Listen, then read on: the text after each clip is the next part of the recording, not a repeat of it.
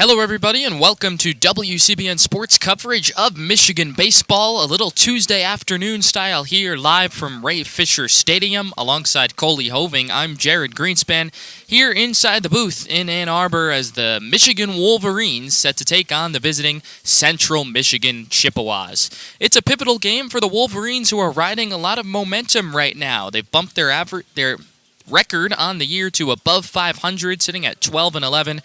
Riding momentum following the three-game weekend series sweep over the Nittany Lions, and with a weekend trip to Illinois looming, Coley, it's imperative that Michigan keeps up that momentum this afternoon against Central Michigan.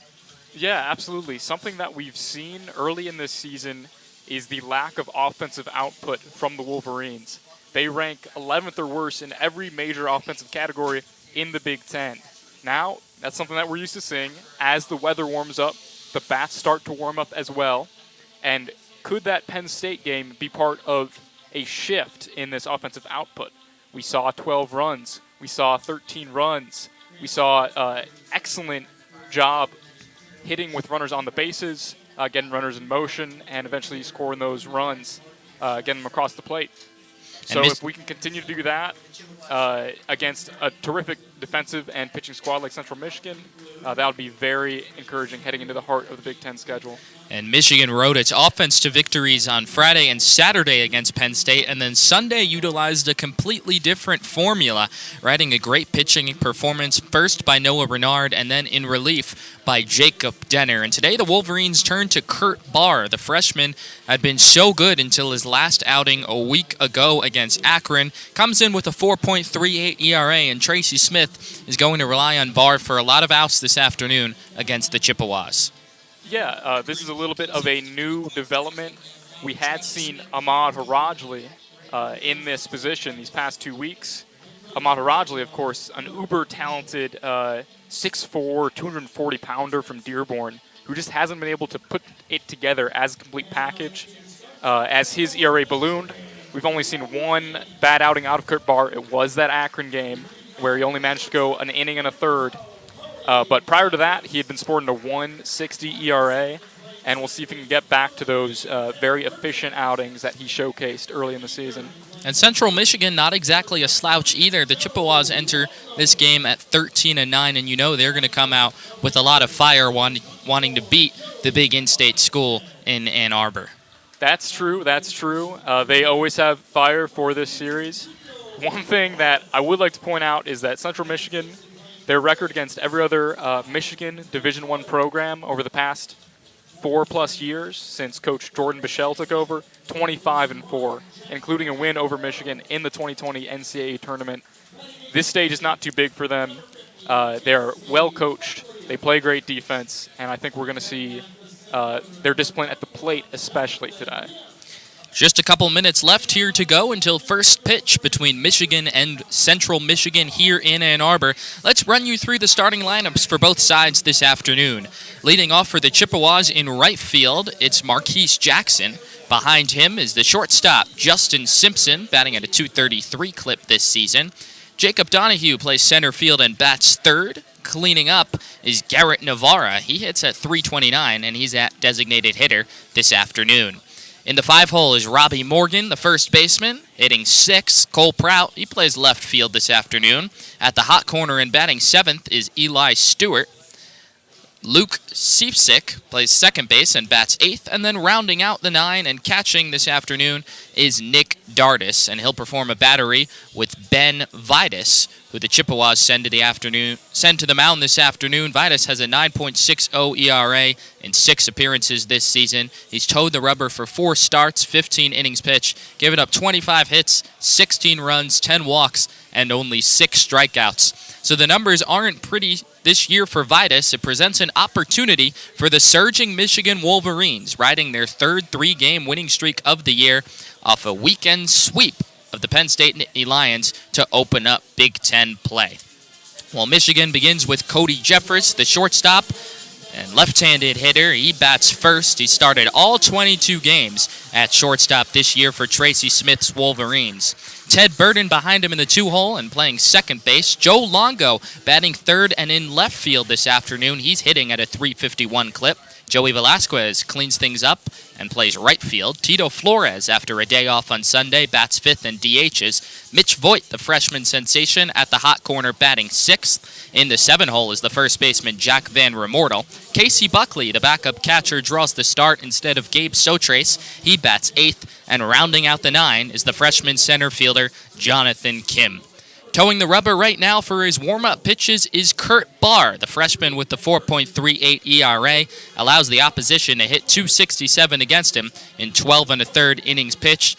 Barr last had a disastrous appearance on Tuesday against Akron a week ago today. He gave up 2 inherited runners, let them both score, and then surrendered a grand slam. So Barr will look to rebound from that disastrous performance this afternoon against the Chippewas. He's on the mound right now. A picture-perfect day for some Tuesday afternoon baseball in Ann Arbor.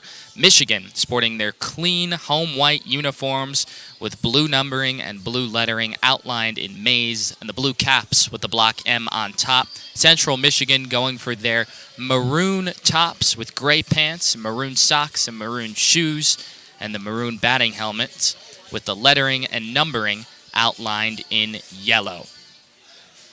Michigan and Central Michigan just about a minute away from baseball here this afternoon. Barr's done with his warm-up pitches. Marquise Jackson steps into the box. Left-handed hitter digs into the dirt.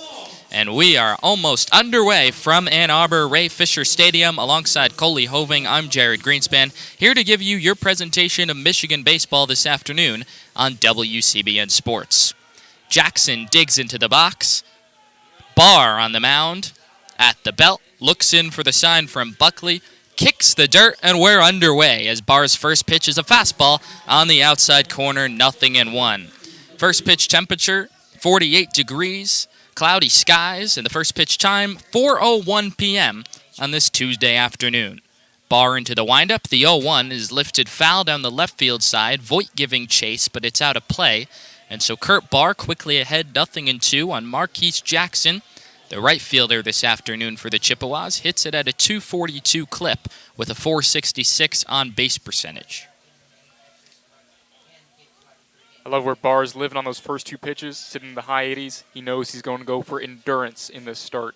Here comes the 0-2 to Jackson, just off the outside corner on a 90-mile-an-hour fastball, 1-2, so we dialed that one up just a little bit. Mixing up speeds, maybe a little bit of two-seam action on that first one, but that time he reared it back and let it fly to that outside corner. Barr ahead in the count 1-2 to begin the game against Jackson, left-handed hitter. Here's the 1-2, off speed, pulled into the Chippewa dugout up the first base side. It'll stay 1-2. Ted Burden at second base has positioned himself in shallow right field against the left-handed hitting Jackson. Started 18 games this season for the Chippewas. Barr's fifth pitch of the day comes home. Off speed, low and in on a curveball at 78 miles an hour, and it's 2-2. So Jackson, since falling behind in the count 0-2, is working a nice turn of bat here against Kurt Barr to begin the afternoon. And that's Jackson's calling card. He's got 8 walks in the past 6 games. Barr into the windup, kicks the dirt. Here's the 2-2, lifted in the air to right. Chasing Velasquez back, he looks up. It's gone! A long home run off the bat of Marquise Jackson. Takes a 2-2 fastball from Kurt Barr out over the right field fence, and just like that, one batter in, the Chippewas strike first. It's 1-0. That was an excellent at-bat from Marquise Jackson. He's a junior. He's got that veteran mentality going against this freshman pitcher. He gets attacked with 2 inside fastballs from Barr, manages to fight off one, spit on the other, and then he's sitting on that fastball. He knows they're not going to go back to the well. He's ready to fight, but he's sitting on that fastball, gets it right down the pipe, and sends it into the stands.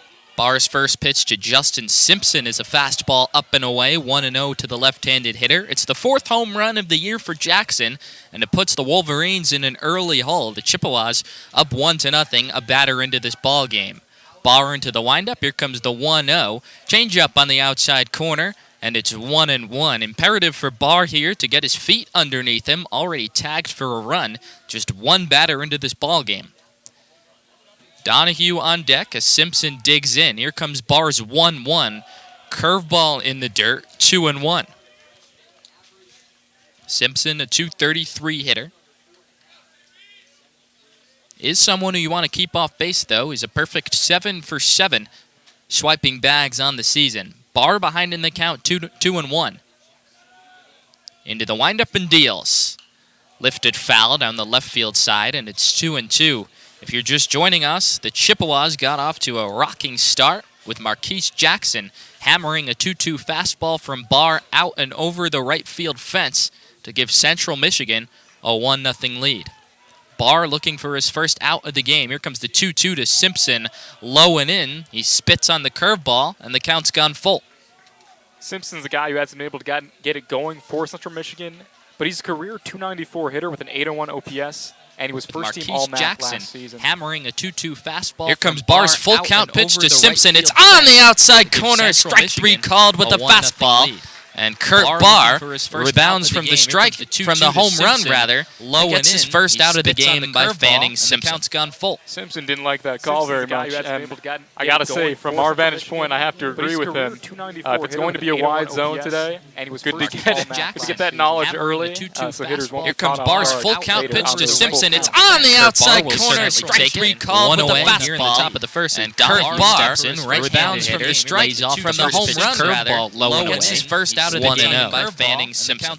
Donahue playing center field this afternoon. He's a .322 hitter. From our vantage point, I have to agree with him. If it's going to be a wide righty zone that today, the Chippewas bring up to face Barr this afternoon. The 1-0 up and in on a fastball. Full count pitch to Simpson. It turns away from the pitch, and Barr is falling behind 2-0 in the top of the first. And Kurt Barr rebounds from the strike from the home run, rather. Low gets his first out of the game by fanning Simpson. Donahue playing center field this afternoon. Barr's 2-0. Donahue takes a fastball at the knees, 2-1.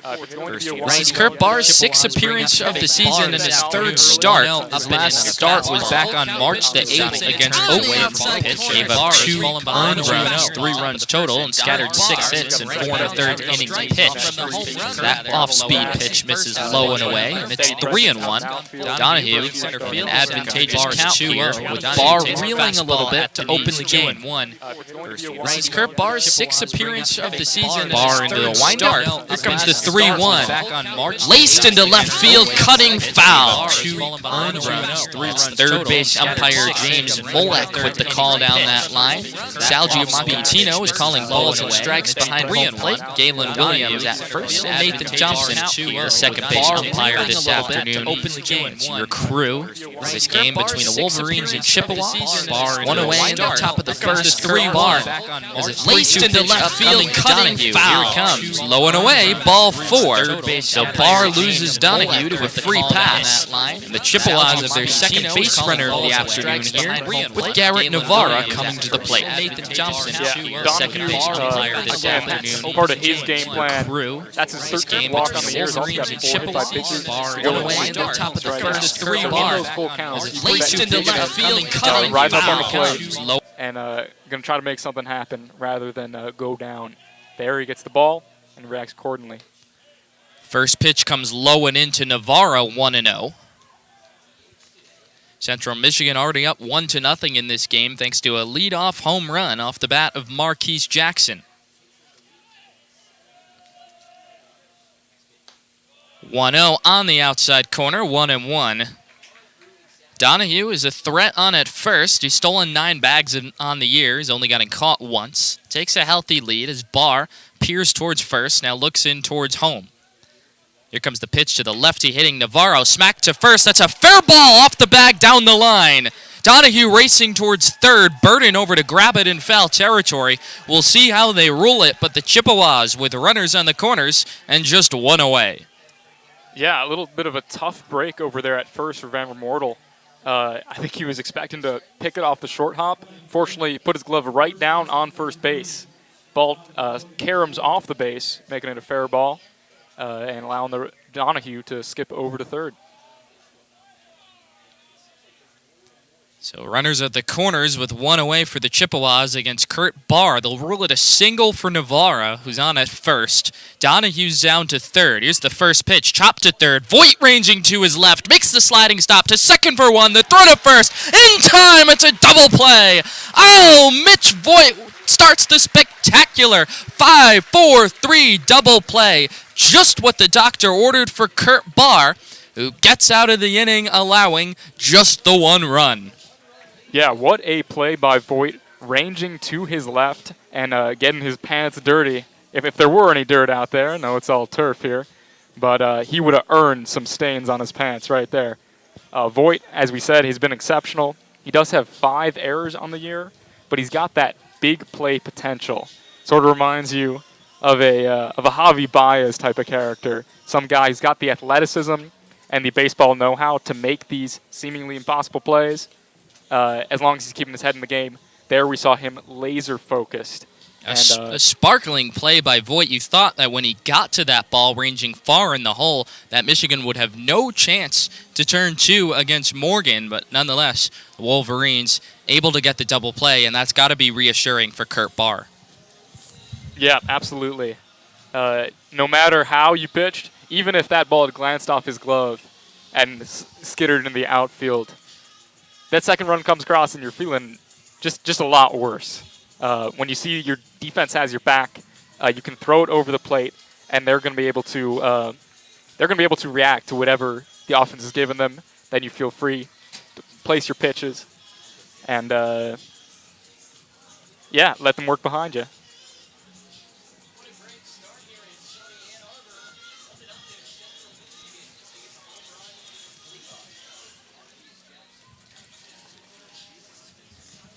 Central Michigan, we talked about as a program, they've had a lot of success recently. Since their coaching staff flipped over, they have the 5th best winning percentage in all of Division I baseball.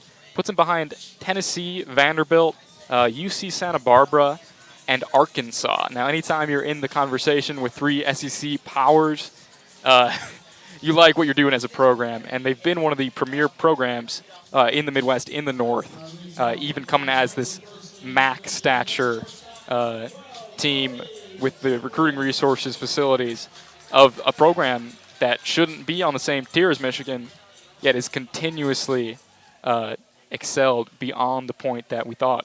Ben Vitus staked to a 1-0 lead here for the Chippewas as Cody Jeffers steps into the box and takes the first pitch low and away for ball 1. Marquise Jackson homered in the top half of the first, leading off this ball game to give Central Michigan a 1-0 lead. Jeffers' left-handed hitter takes one below the belt, and it's 2-0. The numbers on Vitus aren't pretty. This is his 7th appearance on the year and his 5th start. He's pitched to a 9.60 ERA, giving up 25 hits in just 15 innings. The 2-0 bends outside on a fastball, and it's 3-0. So Vitus having trouble finding the strike zone to the first batter, Jeffers. Into the windup, here comes the 3-0 fastball on the outside corner, and Vitus, 4 pitches in, has found the strike zone. It's 3-1. Nice little situation for Jeffers. Gets to pick his pitch here. We'll see if he rips it. Here comes the 3-1 on the inside corner, 3-2. So Jeffers is yet to take the bat off his shoulders. Once he does, though, we'll see if he can continue his stellar performance over the weekend against Penn State. Hitting .253 on the year. He's the 3-2, low and in, ball 4. Cody Jeffers works a leadoff walk, his 12th walk of the year, and the Wolverines have a leadoff base runner against Vitus with Ted Burden coming to the plate. And that's exactly what his strategy was over the weekend. He went 5 for 12, but also took 4 walks. So imagine that. He got on 9 times in 16 plate appearances, as well as hitting 3 doubles and stealing a base. His presence on the base paths has been vital for their offense to generate rallies. Jeffers leads off first as the first pitch to Burden comes in, a fastball on the outside corner, 0-1.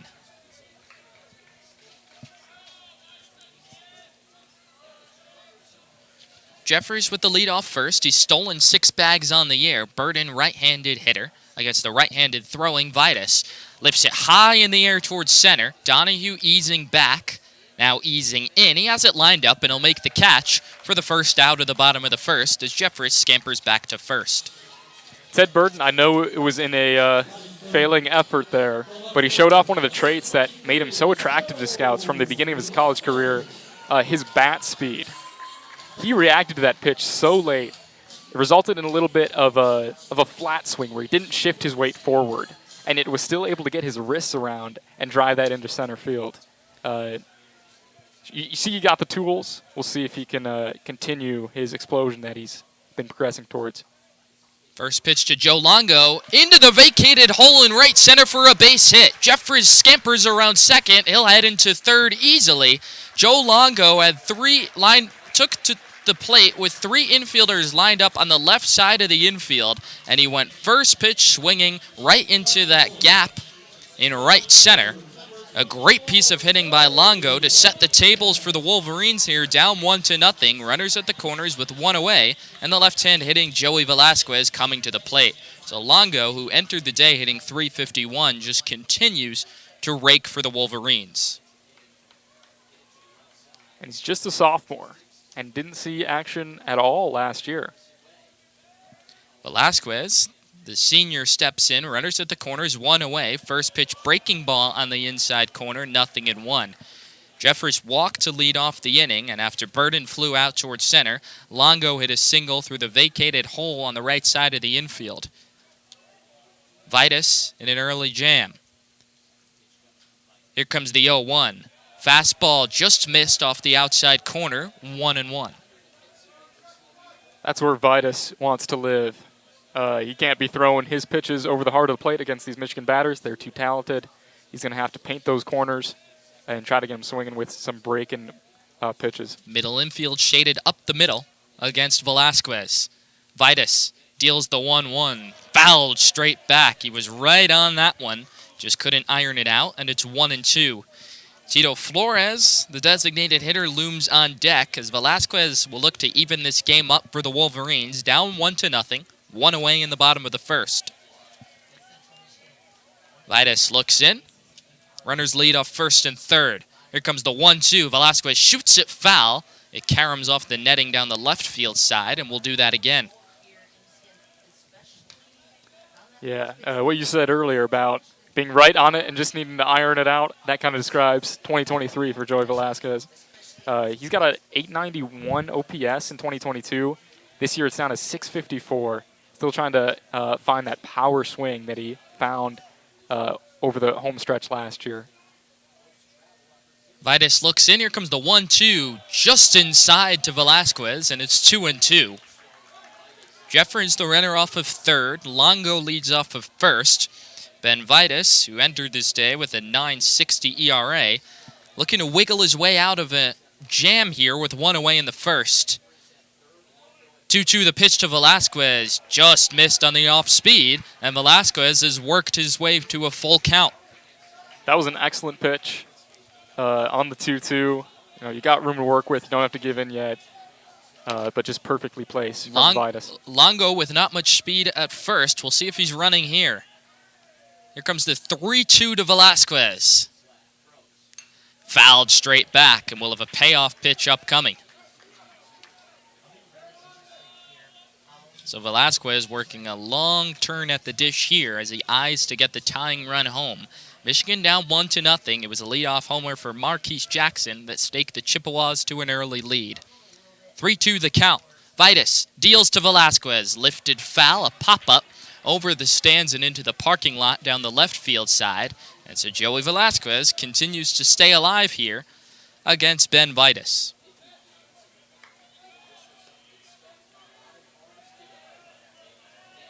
Jeffers leads off third. Longo leads off first. Vitus at the belt. Kicks the dirt.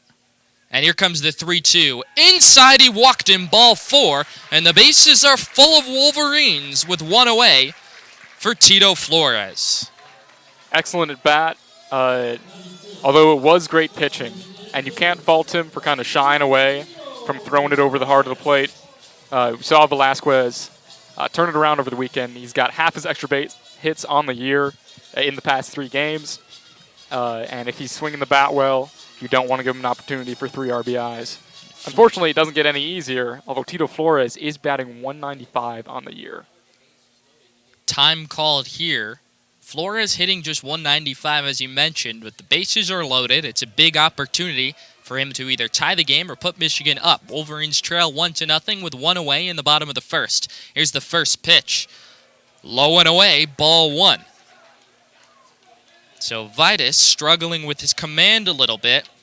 and unable to put some hitters away. He entered the day with 10 walks compared to 6 strikeouts. It's now at 12 walks. Here's the 1-0 to Flores. At the knees, a strike, 1-1. Flores was the only hitter who did not get in on the party against Penn State. He was 0 for 6, although he did reach base twice. Had a day off Sunday to clear his head. Here comes the 1-1. Low, ball 2. Flores with the good eye. Mitch Voigt, who made that sparkling defensive play to bail out Kurt Barr in the top half of the first, looms on deck. Jeffress leads off third, Longo off second, Velasquez off of first. The 2-1 from Vitus to Flores, shot back up the middle, ranging to his left, the second baseman, flip to the shortstop, on to first, it's a double play. And Central Michigan out of the inning unscathed. Vitus gets just what he needs. Sefcik to Simpson to Morgan, the 4-6-3, and the Wolverines come away empty-handed. I suppose one good deed deserves another, right? And the way Michigan turned their double play, that Central Michigan middle infield was ready to turn that.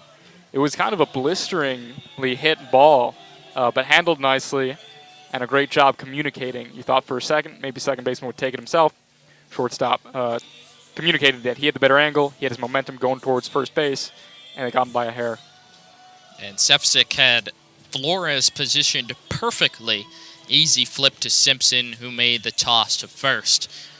So the Wolverines get 3 base runners on 2 walks and a base knock, but cannot score. A crucial rally-killing double play off the bat of Tito Flores sends Kurt Barr back to the mound, still trailing 1-0 after 1 here from Ray Fisher Stadium. It was a bit of a rocky top of the first for Kurt Barr, whose day began on an inauspicious note with the leadoff homer from Jackson. And then the Chippewas had men on the corners with 1 away, but Barr was able to induce a ground ball that his defense turned into a sensational double play. He'll look for a little smoother second inning of work here against 6, 7, and 8 in the Chippewas lineup. It's Prout, Stewart, and Sefcik due up here for Central Michigan. Prout digs into the box just now, left-handed hitter in left field this afternoon, batting at a .229 clip on the year. No homers and 9 RBIs, does have a .417 on-base percentage. Kurt Barr toes the rubber, ready to kick off his second inning of work, down 1-0 in the top of the second. Into the windup and deals. First pitch fastball way upstairs, 1-0. Burden, the second baseman, in shallow right field against Prout. But just 2 infielders on that right side of the infield against the left-handed Prout, who rips it deep to right, chasing Velasquez back on the run. He makes the running grab. Well, Joey Velasquez got a great jump on that one, and he was able to flag the hard-hit ball off the bat of Prout down. Absolutely, and as a right fielder in that situation with a left-handed hitter, you have to get that, because that ball is going to trail away, given how hard he pulled it. Great job by Velasquez, not assuming he would get there, hustling all the way. A hard hit out to begin the top of the second as Eli Stewart takes one low and away for ball 1. Stewart, the light-hitting third baseman, hitting just .220 on the season. Barr behind in the count 1-0. Here comes the 1-0, and it just missed. A fastball at 87, 2-0. Outfield straight away, not too deep. Infield straight up as well against the right-handed hitting Stewart. Sefcik on deck. Here comes Barr's 2-0. Club to left, but he got way in front of that one. It tails foul. A fastball at 86 right over the heart of the plate. And Stewart definitely wants that swing back. Let's see if the veteran Casey Buckley can use that information to our advantage here. Here comes the 2-1. Skips in the dirt. Went to a breaking ball for the first time this at-bat, and it's 3-1. Have to believe that part of the reason to tap Buckley today, despite his offensive struggles, is to give that presence to the young Kurt Barr. Barr into the windup. Here's the 3-1 to Stewart. Fastball misses outside, ball 4. And so Kurt Barr with his second free pass of the afternoon, and the Chippewas have a 1-out base runner here in the second. That's obviously killer. Glad it wasn't a home run again, but leadoff walk can be just as nerve-wracking for that pitcher, knowing someone's on base, knowing there could be movement from this Central Michigan team that loves to run. Even if they're not, just getting in his head. First pitch to Sefcik is a breaking ball smothered behind the plate from Buckley, and it's 1-0. Stewart leads off of first with one away here in the top of the second. Chippewas already up 1-0. Marquise Jackson opened this game with a home run. Sefcik hits it at a 244 clip on the year, has a little bit of power. The 1-0 catches the outside corner, 1-1. Stewart, the runner at first, not much of a threat. Yet to steal a base this season, and it's Dardis, the catcher, who looms on deck. Sefcik, the right-handed hitter against Barr, right-handed pitcher. Looks towards first, now comes set. Here comes the 1-1. Upstairs, Buckley out of his crouch to grab it, and it's 2-1. So Barr, much like Vitus, having some trouble with his command so far this afternoon. Here comes the 2-1. Sefcik lifts it down the right field side, and Velasquez watches that one tail foul and out of play. 2-2. Sefcik's a guy who redshirted last year, but then came in and started from day one this year. He's been very reliable, even when he's not hitting the baseball. He's putting good swings on the ball. A lot of power in this little... his 5'10" frame, 175. He's got a lot of power for that size. Barr's 2-2 was slashed foul down the right field side. And there'll be a sixth pitch of the at-bat upcoming from Barr to Sefcik. Barr's pitch count already at 35 pitches. Working here with one away in the second inning. Stewart leads off of first. That one slashed to first, caught in the air by Van Remortel, and he steps on the bag for the easy double play. A 3 unassisted double play. Don't see that every day, but it was lined right to the first baseman, Van Remortel. And with Stewart leading off of first, all he had to do was step on the bag. So, for the third time in as many frames, we have an inning-ending double play.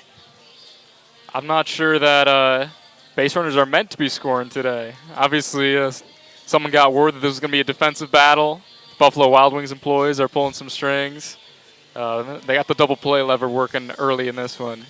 1-0 Central Michigan on top as we head to the bottom of the second. Kurt Barr induces a hard hit double play, some hard contact in that inning, but still just a 1-0 deficit here as the Wolverines come up for their second turn at bat against Ben Vitus. It'll be 6, 7, 8 in Michigan's batting order. Mitch Voigt, Jack Van Remortel, and Casey Buckley. As Ben Vitus gets ready for his second inning of work, it was a shaky opening frame for Vitus, who entered day with an ERA nearing 10. He walked 2 and gave up a hit in that first, and yet, thanks to a double play off the bat of Tito Flores, managed to escape unscathed. I'm hoping that Mitch Voigt will be able to get something started early here. The freshman has been phenomenal, batting .290 on the year. Not much power to go with that yet, 736 OPS, but he does have 5 doubles. He's good hitting it to the gaps. He's good hitting it down the lines. And then he's got that athleticism to take the extra base when he can. And Voigt steps to the plate right now. He's in the midst of a stellar freshman season. Tracy Smith has said that Voigt is just scratching the surface of what he can do during his time in Ann Arbor. So the right-handed hitting third baseman steps into the box. He's already made a sensational defensive play in this ball game. Now he's due for his first turn at bat. First pitch on the outside corner, a fastball, 0-1. So Vitus, who battled control issues in the first, gets ahead of Voigt, 0-1. Vitus into the windup, the 0-1 on the outside corner, fastball then breaking ball, and it's 0-2. That was an excellent pitch, starting around belt high and on the inner third and then fading away. Voigt knew he didn't want to swing at it, but he couldn't do anything but watch. Here comes the 0-2. That one in the dirt, smothered behind the plate by Dardis, and it's 1-2. Voigt hitting at a .288 clip on the season, 1 home run and 10 RBI with those 4 doubles. Has struck out 25 times and in a 1-2 hole here. Vitus into the windup. Here's the 1-2 to Voigt at the knees. Strike 3 called. And Mitch Voigt down looking to begin the bottom of the second.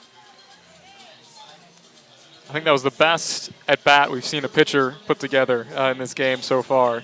Had a very clear game plan. Like you said, attacking with that fastball and then slider combination. And then going in the dirt, changing the eye level. And then going back to that lower third. That's an encouraging sign for the Chippewas to see Vitus in command of the at-bat. Here's Jack Van Remortel, who takes a first pitch strike, and Vitus looks like a completely different pitcher here in this second inning. Vitus on the mound just waiting for Van Remortel to step back in the box. Here's the 0-1, just off the outside corner, went to the off-speed and barely missed. It's 1-1. Casey Buckley looms on deck. If anyone's to get on, Jonathan Kim behind him.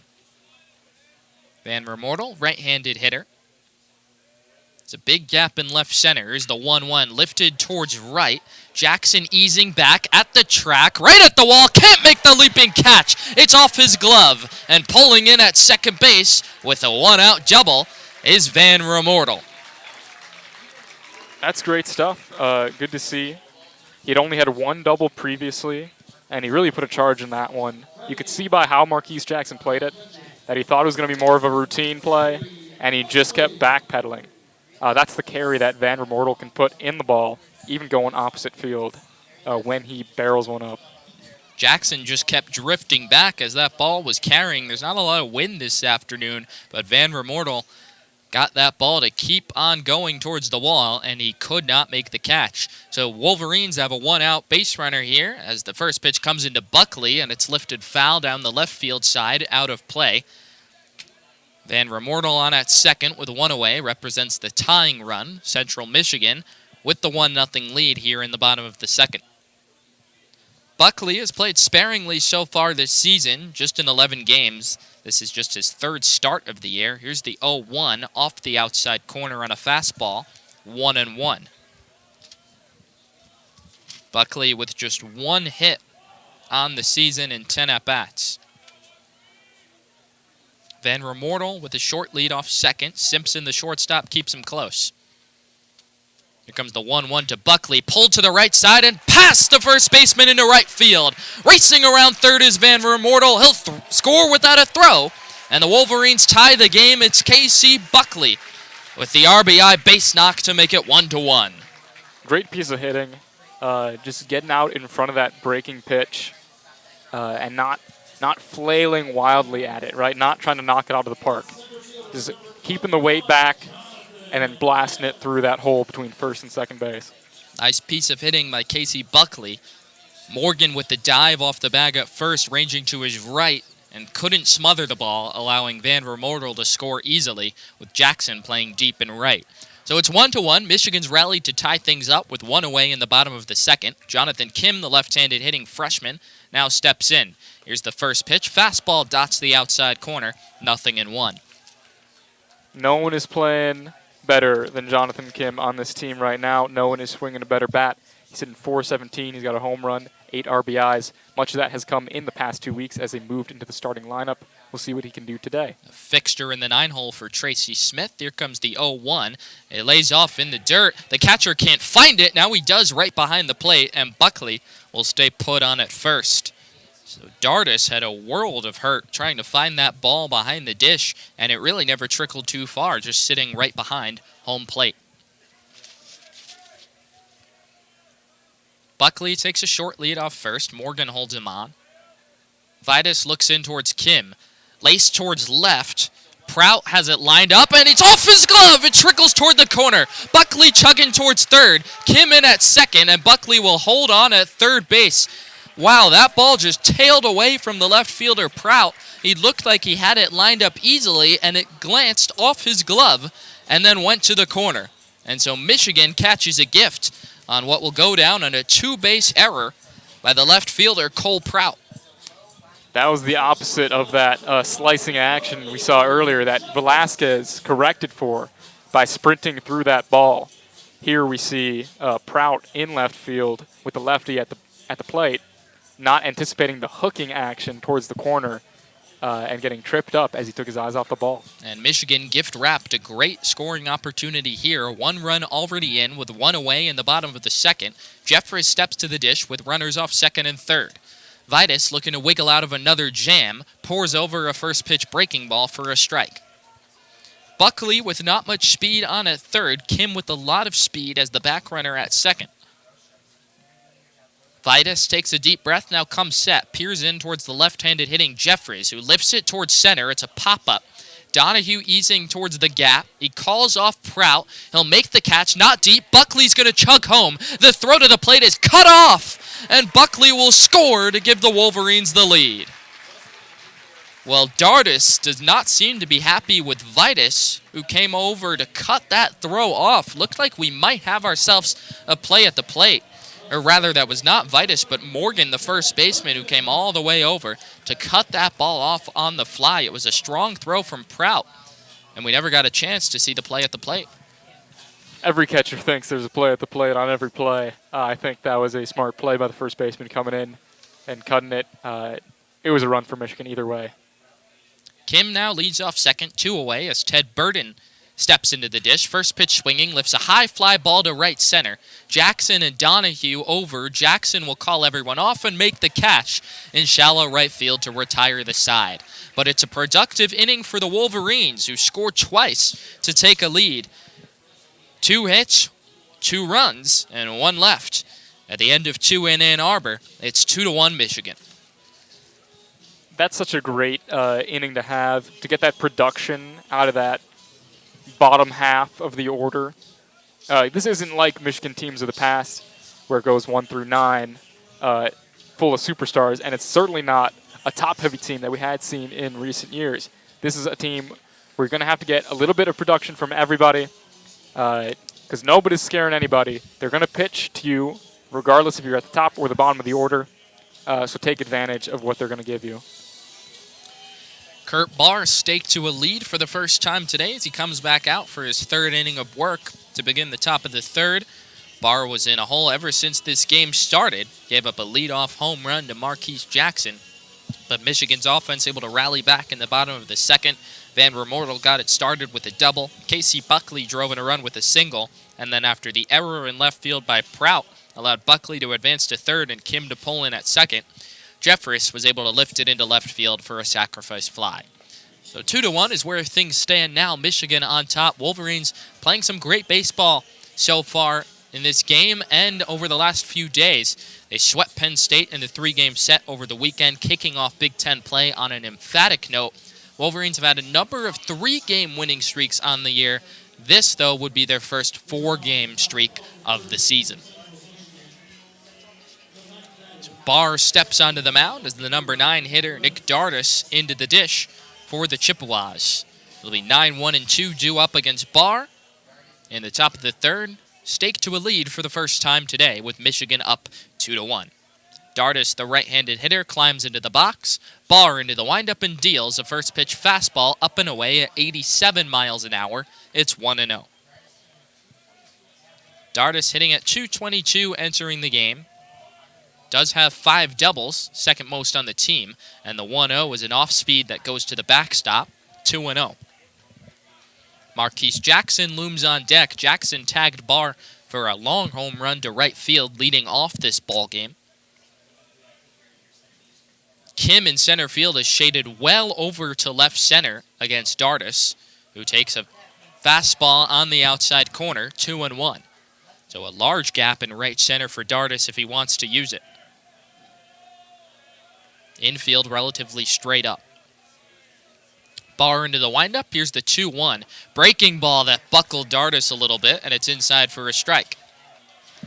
Talk about Dardis on offense and what he can do, but his greatest skill is actually his arm. We saw him rip off a couple of lazy bullets so far. We'll see what he can do in a real situation. 2-2 is in the dirt since Buckley sliding to stop it, and Kurt Barr has gone full in the 3rd here, and the last thing he wants to do is walk his 3rd batter of the day to lead off the inning.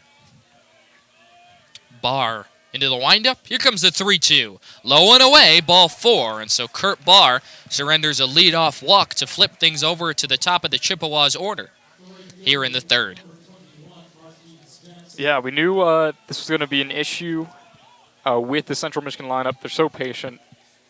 They know to wait for their pitch. If it's not coming, they're going to let you pitch around them. And that trust in that approach has led to 128 walks on the season so far. That's third in the Mid-American Conference. So let's see how Kurt Barr approaches Marquise Jackson here. He got ahead of Jackson 0-2 beginning the game. Couldn't punch him out, and then Jackson tagged him for a long home run. And Barr might not get a chance to face him. There'll be a meeting at the mound here as Tracy Smith walks out to meet his infield and battery mates. There's action in the Michigan bullpen. A left-handed pitcher warming up, perhaps with an eye towards the top of this order, in Jackson, who's due up right now. We'll see if Smith makes the call or waits a little bit. That Walker Cleveland over there. I believe that's Walker Cleveland warming up in that Michigan bullpen. A guy who's had, at various points in his career, starter potential. Somebody who's stuck around. This is his 5th year, and he hasn't really been able to rekindle the magic of his freshman season. When Sal Giacomontonio is going out to the mound right now to try to break this up. There has been no pitching move made yet. So unclear if Kurt Barr's day is done or if they'll get another batter. And now I think as Walker Cleveland opens the gate from the bullpen and Kurt Barr walks off the mound, that's all she wrote for Kurt Barr in this one this afternoon. Gets 6 outs and is responsible for Dardis, who led off the inning with a walk here. And Walker Cleveland, the left-handed pitcher, will enter this game with none away and a man on first in the third. Walker Cleveland, the graduate from Sewanee, Georgia. A lefty, scored in a 6.14 ERA over nearly 8 innings. But his peripherals tell a little bit of a different story. He's got a 185 batting average against and just 6 walks. Which seems like a rough number from a certain perspective, but when you compare him to some of the other arms coming out of the Michigan bullpen, that's more than sufficient. It's similar to Barr. We last saw Cleveland last Tuesday here in the game against Akron, in which Michigan lost 11-10. Cleveland was a lone bright spot on the mound in relief. Was able to get 10 outs, gave up 2 hits, 2 runs, none earned, did walk 2 but struck out 5, threw 71 pitches to really help Tracy Smith cobble together a relief effort in that one after the starter, Amah Harajli, got chased early in that ball game, and then Kurt Barr, relieving Harajli, was particularly ineffective out of the bullpen. So Cleveland will look to pick up Barr here. He'll inherit a runner at first with nobody out, and the top of the order in Marquise Jackson coming up for the Chippewas. But Tracy Smith definitely did not want to see the left-hand hitting Jackson go up against the right-handed Barr for a second time today after Jackson hit a moonshot back in the first. Yeah, obviously some part of that is the psychological effect of seeing that guy again, hoping it doesn't derail your pitcher's momentum. Part of that is seeing that leadoff walk again and saying, okay, he's had the opportunity. If he doesn't have that command, we really don't want him leaving another pitch out over the plate like he did on his first at-bat. So switch up the look, get the lefty on the mound, see if Central Michigan can adjust or if they'll spend a few innings playing catch-up to Walker Cleveland's style. Cleveland making just his 4th appearance of the year. His 5th, rather, and his first since last Tuesday. His first pitch is a breaking ball low and away that Buckley skips over to stop out of bounds to keep Dardis on at first. Nobody out here in the top of the third as Cleveland sets in to relieve Kurt Barr. Dardis with a medium-sized lead off of first against a left-hander who deals and misses low and away on a breaking ball at 68 miles an hour. And Jackson in a hitter's count, 2-0. Jackson's home run back in the first was his 4th of the year. It got Central Michigan off to a hot start. Wolverines have since reclaimed the lead as Cleveland dots the outside corner to make it 2-1. Excellent pitch. And you see he's emphasizing his mechanics here. It maybe resulted in him in yanking those two, but he's really getting that arm across the body to follow through on his pitches here. Here comes Cleveland's 2-1. Jackson flashed a bunt down, pulled it back, and then took a strike on the outside corner, says Sal Giamacantonio, and it's 2-2.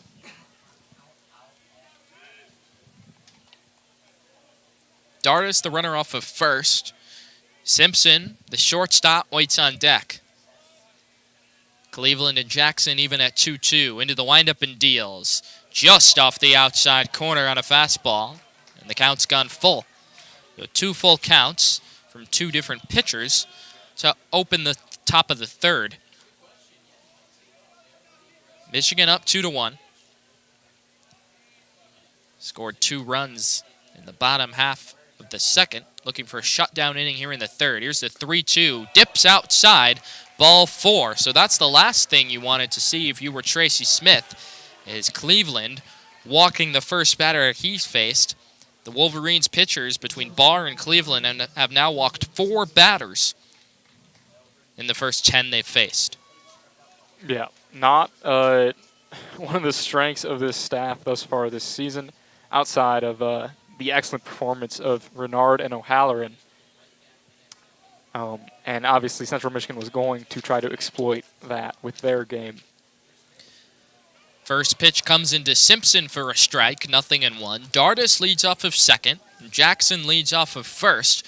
Nobody out here in the top of the third. The Chippewas threatening here in a 2-1 hole, but with 2, 3, and 4 in their lineup due up. Here's the 0-1 to Simpson, low and smothered nicely behind the plate from Buckley, who's getting his work cut out for him here with Cleveland.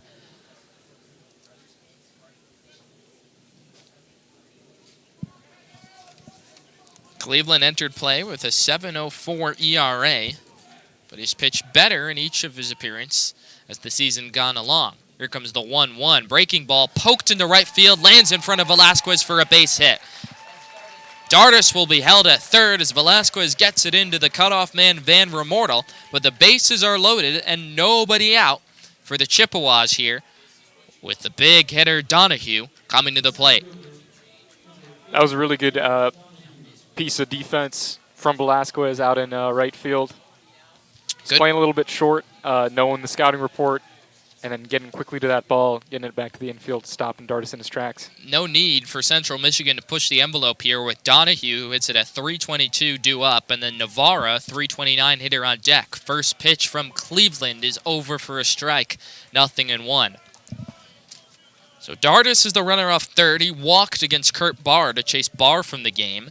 Then Cleveland came in and walked Jackson, who leads off second, and gave up the single to Simpson. That breaking ball catches the knees for a strike, and so Cleveland has now gotten ahead of Donahue, 0-2, in a place that he would love to have a strikeout. Outfield not too deep. Kim shaded a bit towards left center. Infield double play death. Here's the 0-2 outside on a fastball, 1-2. That fastball for Cleveland maxes out at about 79 miles an hour, so he's a soft tosser, especially in comparison to Barr, who threw about 7 or 8 miles an hour faster. 1-2 the count. Here's the pitch. Just low, 2-2. So we'll see how Cleveland tries to get a strikeout here. 7 strikeouts and 7 2/3 innings pitched on the season entering today. Could really use one in this spot. Here's the 2-2. Poke towards right, and a diving stop is made by Burden. They'll say it was on the ground, so they'll get the force at second as Jeffress covers, but Dardis comes home to score. Jackson races towards third, and Donahue will be on at first, reaching on the fielder's choice. And so Central Michigan ties the game at 2 as Cleveland finally gets an out here in the top of the third. That was a terrific play over at second base by Ted Burden, and a lot of confusion there on the base pass, I think, as to whether he caught that baseball or not. Nathan Thompson, the second base umpire, credit to him, he made the call very quickly, which allowed Burden to know what to do with it. First pitch to left-handed hitting Navarra, chop to Burden, could be 2, flips to second for 1. Jeffress with the turn, double play. And somehow Cleveland gets out of the bases loaded, nobody out jam allowing just the one run. And for the fourth time in 5 frames, we end a frame on a double play. I mean, nobody on Michigan's sideline is complaining, but they'd sure love to have less traffic on the base paths going forward.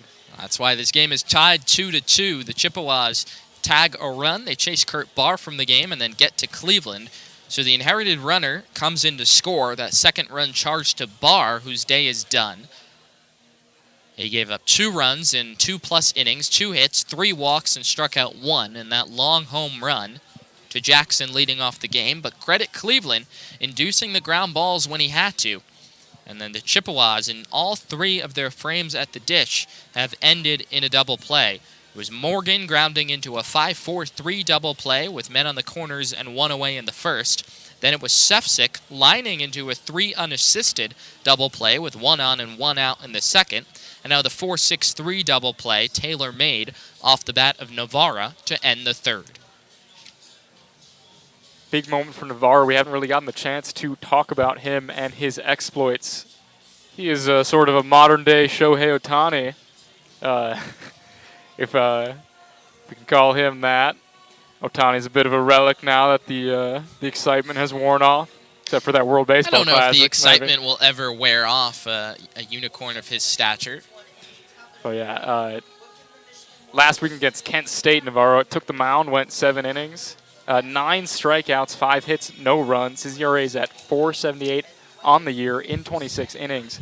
On the flip side, he's got a 2.78 career average that he bounced all the way up to 3.30 at the start of this game. Go with an OPS well above 900. One of the top hitters in the MAC, and to go ahead with a very vital part of their weekend rotation. But not able to get the job done there. The 4-6-3 double play ends the frame, keeps this game tied at 2 as we're set to begin play in the bottom of the third. It'll be 3-4-5 in Michigan's order due up. Joe Longo, Joey Velasquez, and Tito Flores.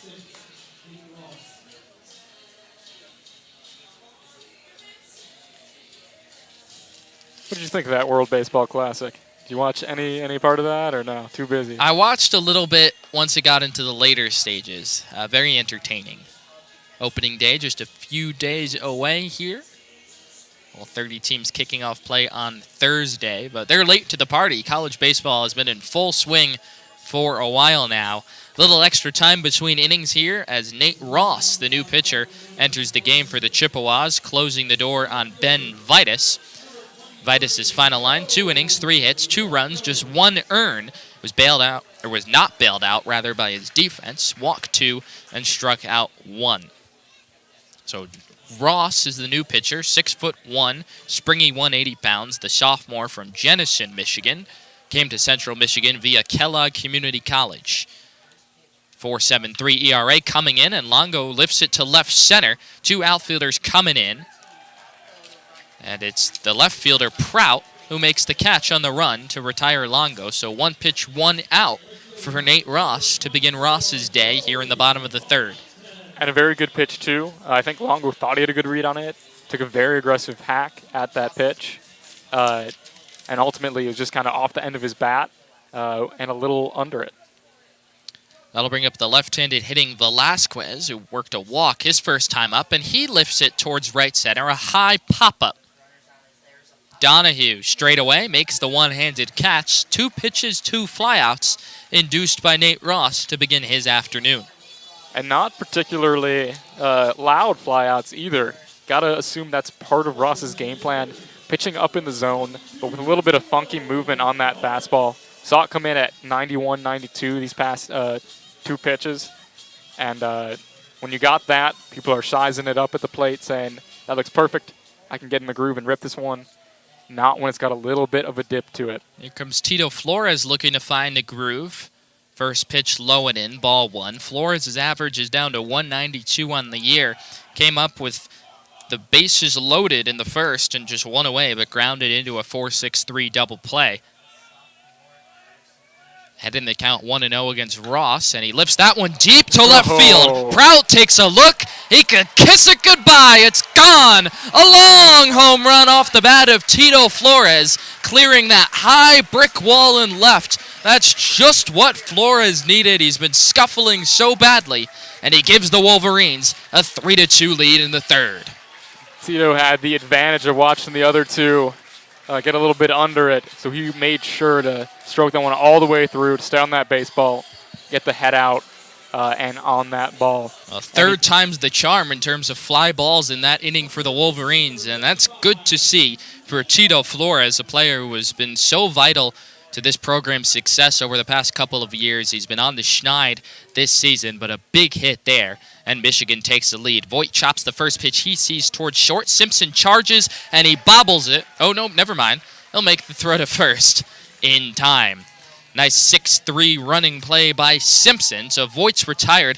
3 of the 4 batters in that inning swing on the first pitch. The one who didn't, Tito Flores, and he gives the Wolverines the lead right back with a home run to left. Yeah, you can't ask for much more if you are a fan, and certainly if you're the Central Michigan pitching staff, to get that 5-pitch inning. It's unfortunate that one of them happened to go about 500 feet, but attacking the zone, letting the hitters get after it, that's exactly what this game needs, given the walk problems we've seen. Given the defensive miscues that we've seen.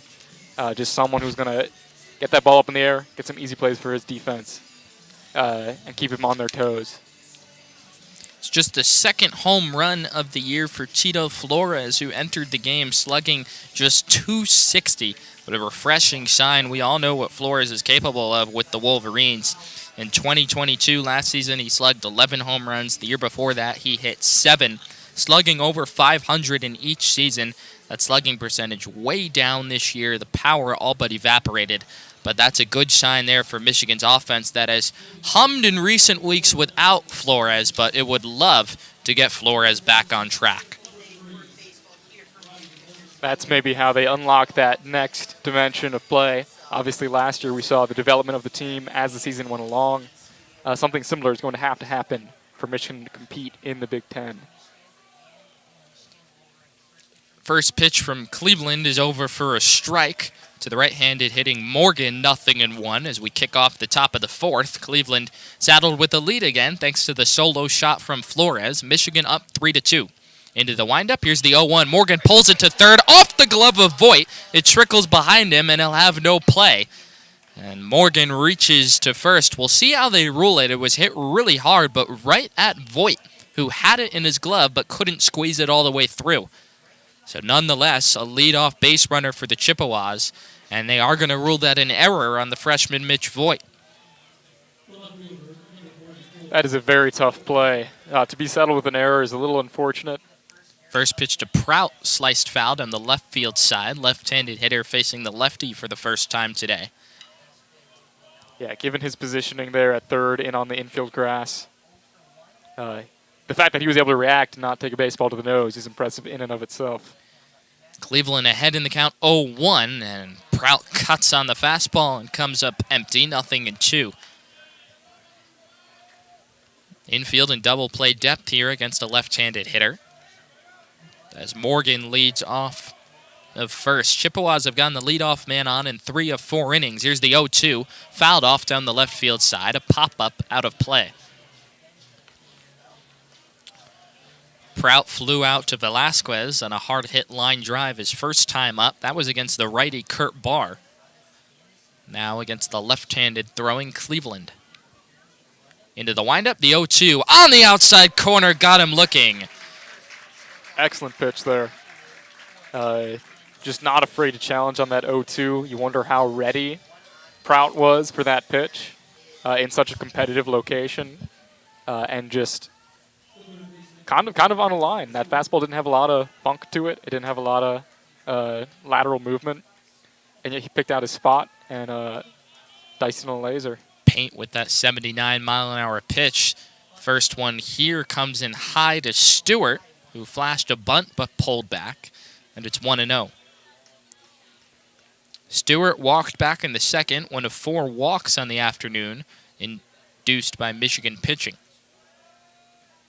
Cleveland into the windup. The 1-0 lifted towards left center. Kim cutting over in the gap. He'll have room and makes the catch on the run for the second out of the inning.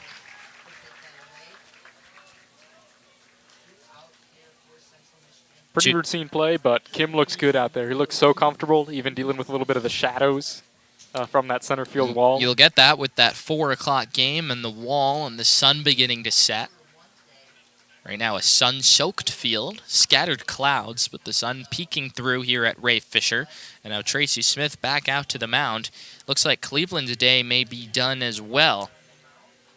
He's currently faced 7 batters. The right-handed hitting Sepsic is at the dish. 2 outs and a man on first. And that's going to be it for Cleveland. So he's going to leave with a runner out of first and 2 away. He faced 7 batters. Allowed 1 inherited run to score, but got that big double play off the bat of Navarra in the third to limit any further damage. And he'll get a nice ovation here as he comes towards the dugout. Cam Hart coming into the game. Cam Hart, the new pitcher for Michigan. Hart, a bit of a two-way player himself. Yeah, this is his first year taking the mound. He's only pitched 4 1/3. Given up just a single earned run. And honestly, I believe it's just a single hit, as it's a .077 batting average against. That is really impressive. No extra base hits and 3 strikeouts. So this is a guy who we haven't seen a lot from, but he's 6'4", big, powerful righty. And we'll see what he can do on the mound today. Yeah, Hart plays first base. He's 0 of 6 at the plate this year, but has fared better on the mound with a 2.08 ERA.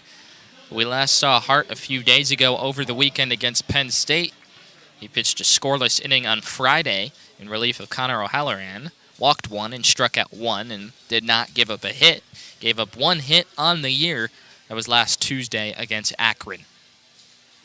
So Hart will inherit a runner at first. With 2 outs here in the top of the 4th, he's the 3rd pitcher of the day for the Wolverines. We knew Tracy Smith was going to have to cobble together a pitching unit today for Michigan. It began with Kurt Barr, who was pulled with nobody out in the 3rd. And now Cam Hart, the 3rd pitcher, relieving Cleveland.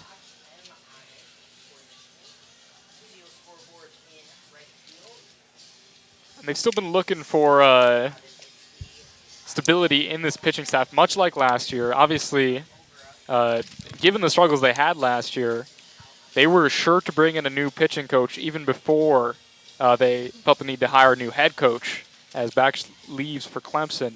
But they've got Brock Hunsinger coming over from Boise State, who's got a great track record. He's got a long history with Tracy Smith, and he's trying to get these pitchers all on the same page. Mechanics-wise, approach-wise to the game. We heard earlier that the message this week, throw it in the zone, throw strikes, don't let them beat you passively. And we'll see if the walks come to an end here with the excellent Cam Hart. Hart at the belt. First pitch to Sepsic is a pitch over for a strike at 86 miles an hour, and it's 0-1. Morgan's the runner at first. He reached on an error leading off the frame committed by Voigt at 3rd. Cleveland then got the next 2 Chippewas out before being relieved for Hart, who's ahead in the count 0-1. Here's the 0-1, and it's in for a strike. 0-2. So Cam Hart coming out of the bullpen throwing strikes, which is surely exactly what Tracy Smith imagined upon calling his number. Morgan with a short lead off of first. Wolverines up 3-2 in the 4th. Here's the 0-2. Low and away. Sepsic lays off. And it's 1-2. Cam Hart, as a newer pitcher at this level, still learning some of the tricks. His motion considerably slowed down for that breaking pitch. I believe that helped the batter identify it early in the motion. Here comes Hart's 1-2. Sepsic fouls it straight back. That was heading our way, if not for the screen behind home plate. Our window's open. You never know today. Should have brought my glove. You could use your bare hand. Or your face. That's true. Maybe just my backpack I'll throw up in front here. Hart deals the 1-2 to Sefcik, chopped on the ground wide of third, a foul ball, and he stays alive. Outfield fairly deep against the right-handed hitting Sefcik. Entered the day hitting .244 on the year, but he has some pop. Morgan represents a potential tying run on first with the Chippewas down 3-2. Hart looking to retire the side in the fourth. Here's the 1-2. Sefcik belts it deep to left. Flores looking up. It's off the wall. Flores plays it on a hop. Morgan racing towards third. Sefcik towards second. The throw is dropped by Jeffress. Sefcik safe into second with a 2-out double that careened high off that left field wall. It was hit so hard and played so well in left field by Longo that Morgan could only go from first to third. And so some hard contact for only the second hit this season that Cam Hart has surrendered. And now the Chippewas well positioned with runners at second and third and 2 away, and the number 9 hitter, Nick Dardis, coming to the plate. The only thing that might have hurt that defensive effort was not knowing whether they could get the runner at third. That's how quickly they got the ball in. First pitch from Hart to Dardis is over for a strike, 0-1. Longo, who's playing in left field today and is normally the designated hitter, handled that one about as well as you could, as that was a screamer that ricocheted hard off that brick wall, but Longo able to get it in with ease. Here's the 0-1. On the outside corner, a fastball, and it's 0-2. And so Cam Hart, for the second consecutive batter, is ahead in the count, 0-2, trying to escape this jam. Runners at second and third, Michigan clenching a 1-run lead. It's 3-2 in the fourth, 2 away. Hart looks in. The 0-2 to Dardis. On the outside corner, strike 3 called. Hart froze him to retire the side. Excellent work, excellent work. And just the approach is what changed that. Central Michigan looking to take pitches right off the bat, and with Hart looking to attack that strike zone, they were in an unfavorable position by the time they decided to take the bat off their shoulders. That's the type of advantage that you can get against a team that loves to take walks, and hopefully Cam Hart can continue that momentum going into the fifth and beyond. No runs, 1 hit, 2 left, and heading to the bottom of the fourth from Ray Fisher Stadium. Wolverines up 3-2. Nice job in relief from Cam Hart after giving up that hard-hit double off the wall that was played well by Joe Longo. Hart rebounds nicely with the strikeout. Yeah, especially Longo, not sure that we mentioned, a catcher by trade out of Apple Valley, Minnesota. And yes, getting his first significant time in the outfield here. In college, having to deal with that high left field brick wall. Couldn't ask for more. Well, Nate Ross faced 4 batters and threw a grand total of 5 pitches in the third inning, his first inning of work. Gave up a long home run to Flores to give Michigan the lead, and now his day is done. New pitcher is on the mound for the Chippewas.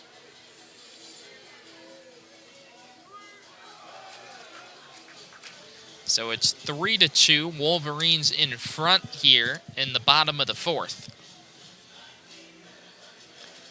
Just waiting for the announcement here on the new pitcher for Central Michigan. I believe it's Christian Mitchell. It is Christian Mitchell, the sophomore, who also dabbles with a little bit of infielder, from Romeoville, Illinois, 5'11", weighs 190 pounds. And he'll be the new pitcher that the Wolverines will face. He'll draw 7, 8, 9, the bottom third of Michigan's batting order here in the bottom of the fourth.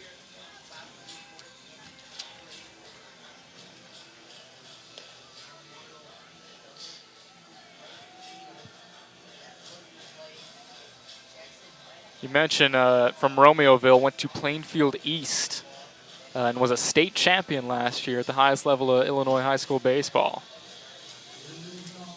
Part of a trio of Plainfield players who have gotten significant starting time on the Central Michigan team.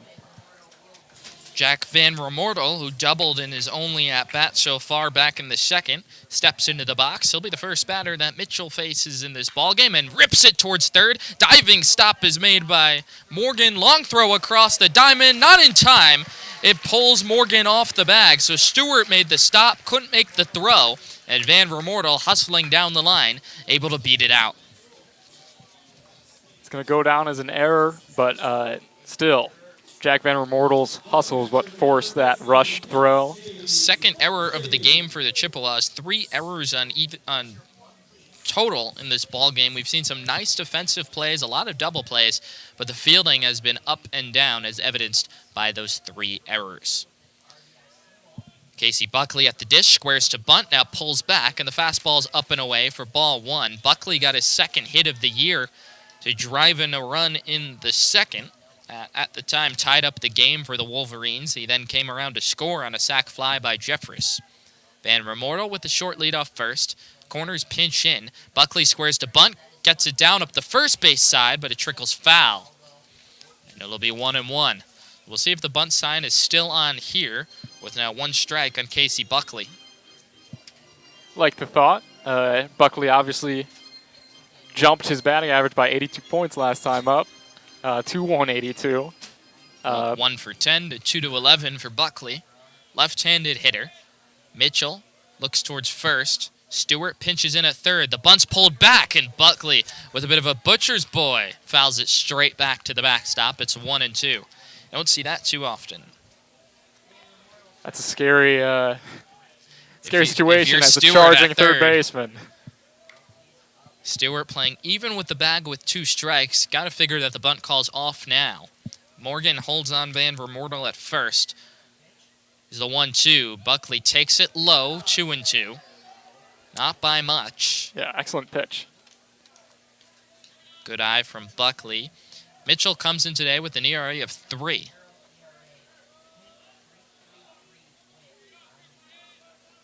Van Remortel leads off first. Here's the 2-2 to Buckley, lifted foul over our heads, and it stays 2-2. So Buckley working a good at-bat here, making Mitchell work. Mitchell's already thrown more pitches through 2 batters than Ross did all of last inning. Michigan up 3-2 here in the bottom of the 4th. Tuesday afternoon baseball from Ray Fisher. Here's the 2-2, and it sits low. Another good take from Buckley, and he's worked the count full. Great placement by Mitchell, though. Knowing that he's got that pitch to spare, and Casey Buckley would most likely wave any of these if he was trying to get all the way down to that level. Mitchell at the belt. Here's the 3-2. Van Remortel goes, and it fouled over our head.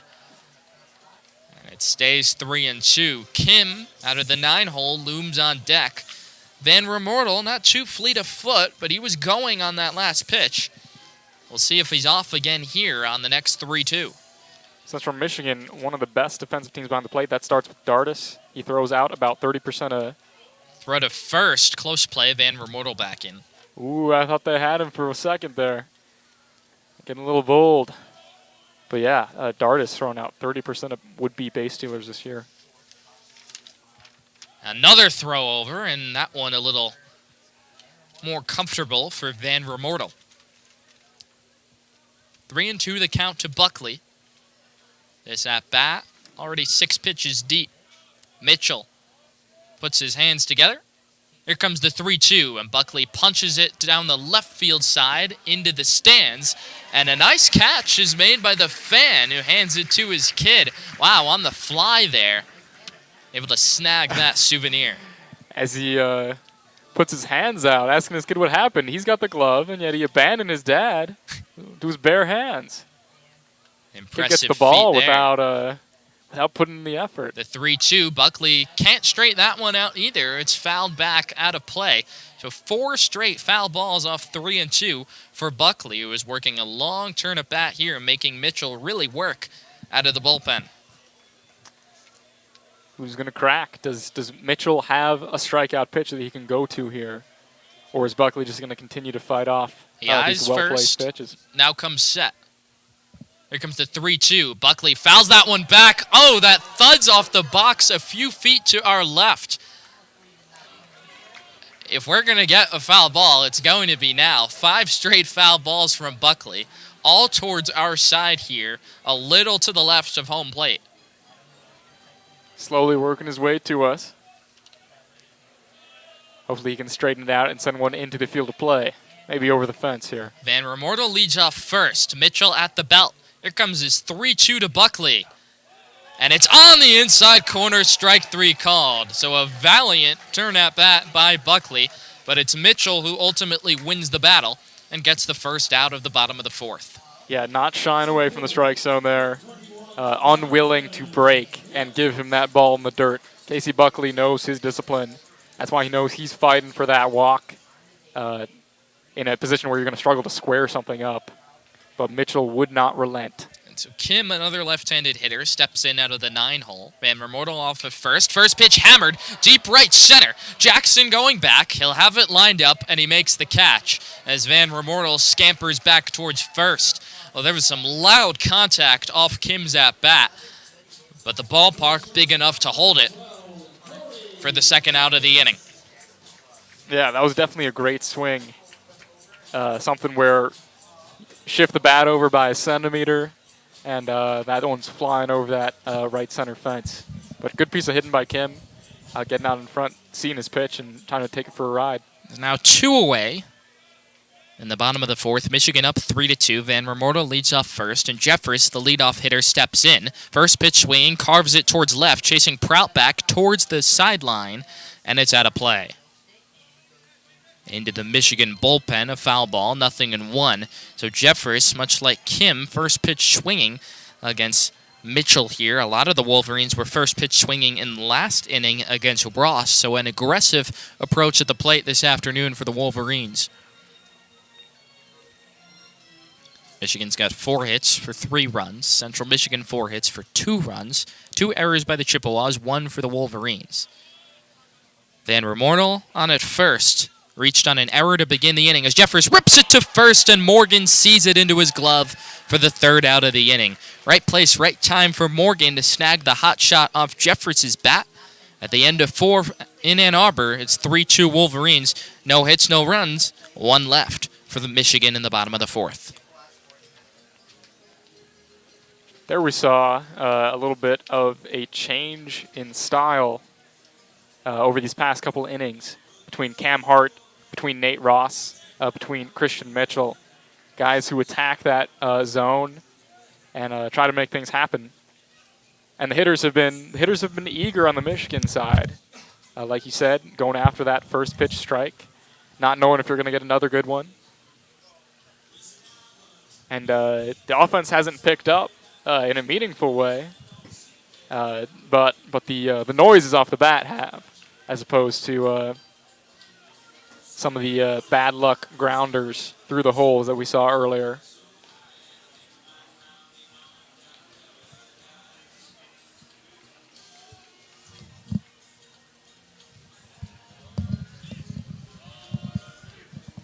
It looks like Cam Hart will be back out for more here in the top of the 5th. Michigan staked to a 3-2 lead. It was that Flores home run in the 3rd that gave the Wolverines a lead. It's been a back-and-forth affair. Central Michigan struck first in the 1st inning with a home run by Marquise Jackson. Michigan scored 2 in the bottom of the 2nd and gave the lead right back in the 3rd. And then Flores' home run in the bottom of the 3rd has put Michigan on top, and that's where things stand right now, 3-2 in the top of the 5th. As Hart delivers his final warm-up throw. It'll be the top of the order, Jackson, Simpson, and Donahue, here against Hart, who faced 2 batters in the bottom of the 4th, gave up a hard double off the left field wall to Sefcik, and then struck out Dardis to escape a bit of a jam. Wolverines haven't been able to stop Jackson so far this afternoon. First pitch from Hart is poured over for a strike at 86 miles an hour, and it's 0-1. Jackson led off the game with a long home run to right field. That was against Kurt Barr. He then walked against Cleveland, the first batter that Cleveland faced in the 3rd. And now he's facing his 3rd pitcher in as many at-bats. As that one's low, 1-1. It trickles away from Buckley. Jackson, left-handed hitter, hitting at a .254 clip, 4 home runs and 15 RBI. and 64 at-bats. Hart at the belt, and that's going to clip Jackson.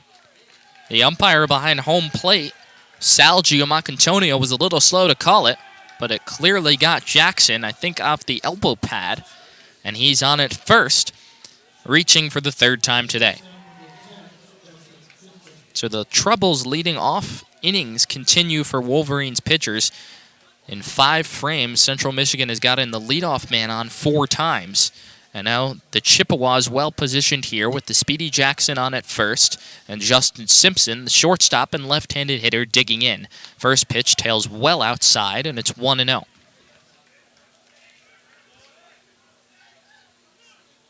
Simpson here, the grad student out of Orange, California, transferred in from Golden West College. 1 for 2 on the day with a base knock in the third. Here's the 1-0. Upstairs, 2-0. Voigt, the third baseman, is even with the bag. Jeffress, the shortstop, is shaded towards the second base bag. A big hole in right center for the left-handed hitting Simpson, as Kim, the center fielder, is angled towards left center. And now Tracy Smith is going to come out to the mound and check on Cam Hart. There's action in the Wolverines bullpen. We'll see if we're going to get a pitching change here mid-at-bat, with Hart's control looking a little off so far in the 5th. His outing might be done here this afternoon.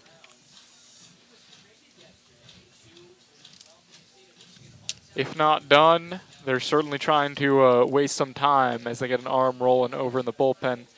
That is Ryan Zimmer, the junior right-hander. Ryan Zimmer is the arm who's been up for the longest. Then Jake Kaiser looks to be joining him just now. Hart's going to stay out here for just a little longer, so perhaps that mound visit allowed the 2 arms in the bullpen to get a little looser. Hart has fallen behind 2-0 on Simpson after hitting Jackson to open the top of the 5th. Michigan's up 3-2. The 2 big boppers for the Chippewas loom on deck and in the hole. It's Donahue and Navarra. The sun peeking through the clouds here at Ray Fisher. Hart's 2-0 to Simpson just off the outside corner, and it's 3-0. So now Hart really flirting with fire here. Behind 3-0 to Simpson. Got to figure Simpson will be taking here with Hart unable to find the strike zone. The 3-0 rides upstairs, ball 4. So after the mound visit, Hart throws 2 more balls. The hit by pitch, and now the walk. Have 2 men on with nobody out here in the top of the 5th for the Chippewas. And Donahue, who's 0 for 1 today, but hits it at .317, coming to the dish. And Michigan's 1-run lead looks a little more tenuous now. Cam Hart was trying too hard to pitch there instead of just throwing. He was aiming, and it showed on those last 2 pitches especially. Hart's first pitch, Donahue lays down a bunt up the third base side. Buckley over to get it. It's going to be a tough play. He'll put it in his pocket. It's a bunt hit for Donahue. Jackson moves to third. Simpson up to second. And for the second time today, the Chippewas have the bases loaded with nobody out in the top of the 5th. That's just a heady, beautiful play by Donahue, with Voigt playing back to lay down a picture-perfect bunt. And now some concern here at third base for Marquise Jackson, who is waving his coach and trainer away, but Jackson looks to be pulling up a little lame after advancing to third. He's trying to walk it off in foul territory right now. Can't exactly make out what's bothering him, but he's clearly in some sort of discomfort, and that would be a big loss for the Chippewas. Jackson has homered and got in on base 3 times this afternoon. Doing a couple of hops over there on the sideline. Wonder if it could just be a cramp. Clearly it's something in his leg or ankle that is bothering him, but he jogs down and back along the third baseline and deems himself good to go. So after that brief diversion, Jackson avoiding an injury scare, the Chippewas have the bases loaded with nobody out against Cam Hart, who's laboring here in the 5th. Michigan's 3-2 lead in imminent danger with Navarra at the dish. He came up with the bases loaded and one away in the third and grounded into a 4-6-3 double play to get Michigan out of the inning. Left-handed hitter who takes a first pitch cut and comes up empty on a fastball. 0-1. That velocity up to 87 for Hart. Amped up in a big spot here. Jeffries shaded behind the runner at second towards the bag against the left-handed hitting Navarra. Here's the 0-1.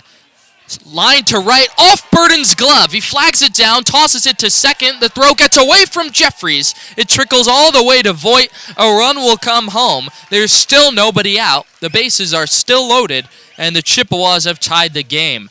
Well, not sure if Burden lost that one in the sun or whatever the matter was, but he had it glance off his glove, a little dovetailing line drive, and then had plenty of time once he found the ball to throw to second, but he rushed it, and it scooted away from Jeffries. So the bases are still loaded, with now Morgan up, and Central Michigan well-positioned to retake a lead. The game tied at 3. First pitch to Morgan misses on a fastball, 1-0.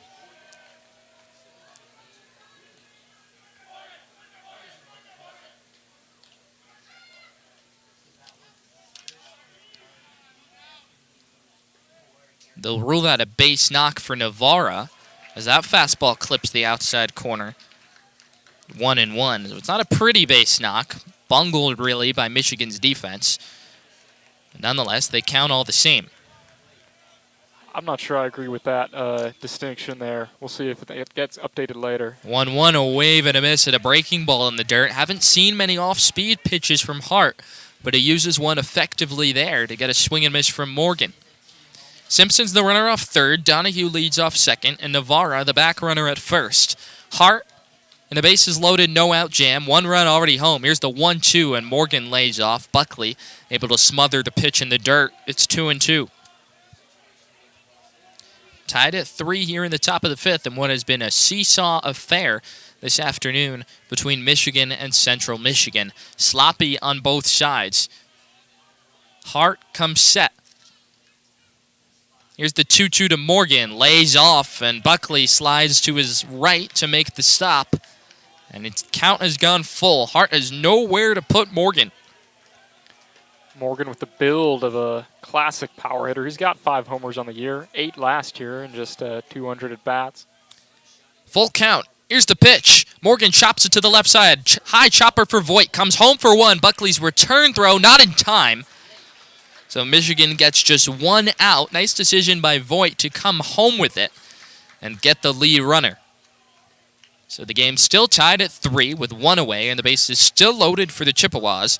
And now it's Prout steps to the dish.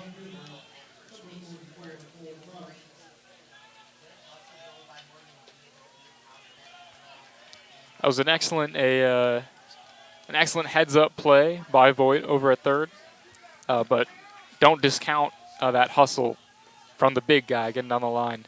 Here's Cole Prout, left-handed hitter, watches the first pitch fastball sail up and away, ball 1. That'll go down as a 5-2 in your scorebooks if you're following along at home. Now Donahue, the lead runner at third, Navarra on at second, and Morgan on at first. Prout's 0 for 2 on the day. He's also made an error in left field. Takes the 1-0 low, 2-0. This inning began with a hit by pitch, and then it's went walk, bunt hit that really could have been an error, and then a 5-2 fielder's choice, and that's how the Chippewas have tied the game and positioned themselves for more. Here's the 2-0. Prout fouls it off down the left field side, out of play.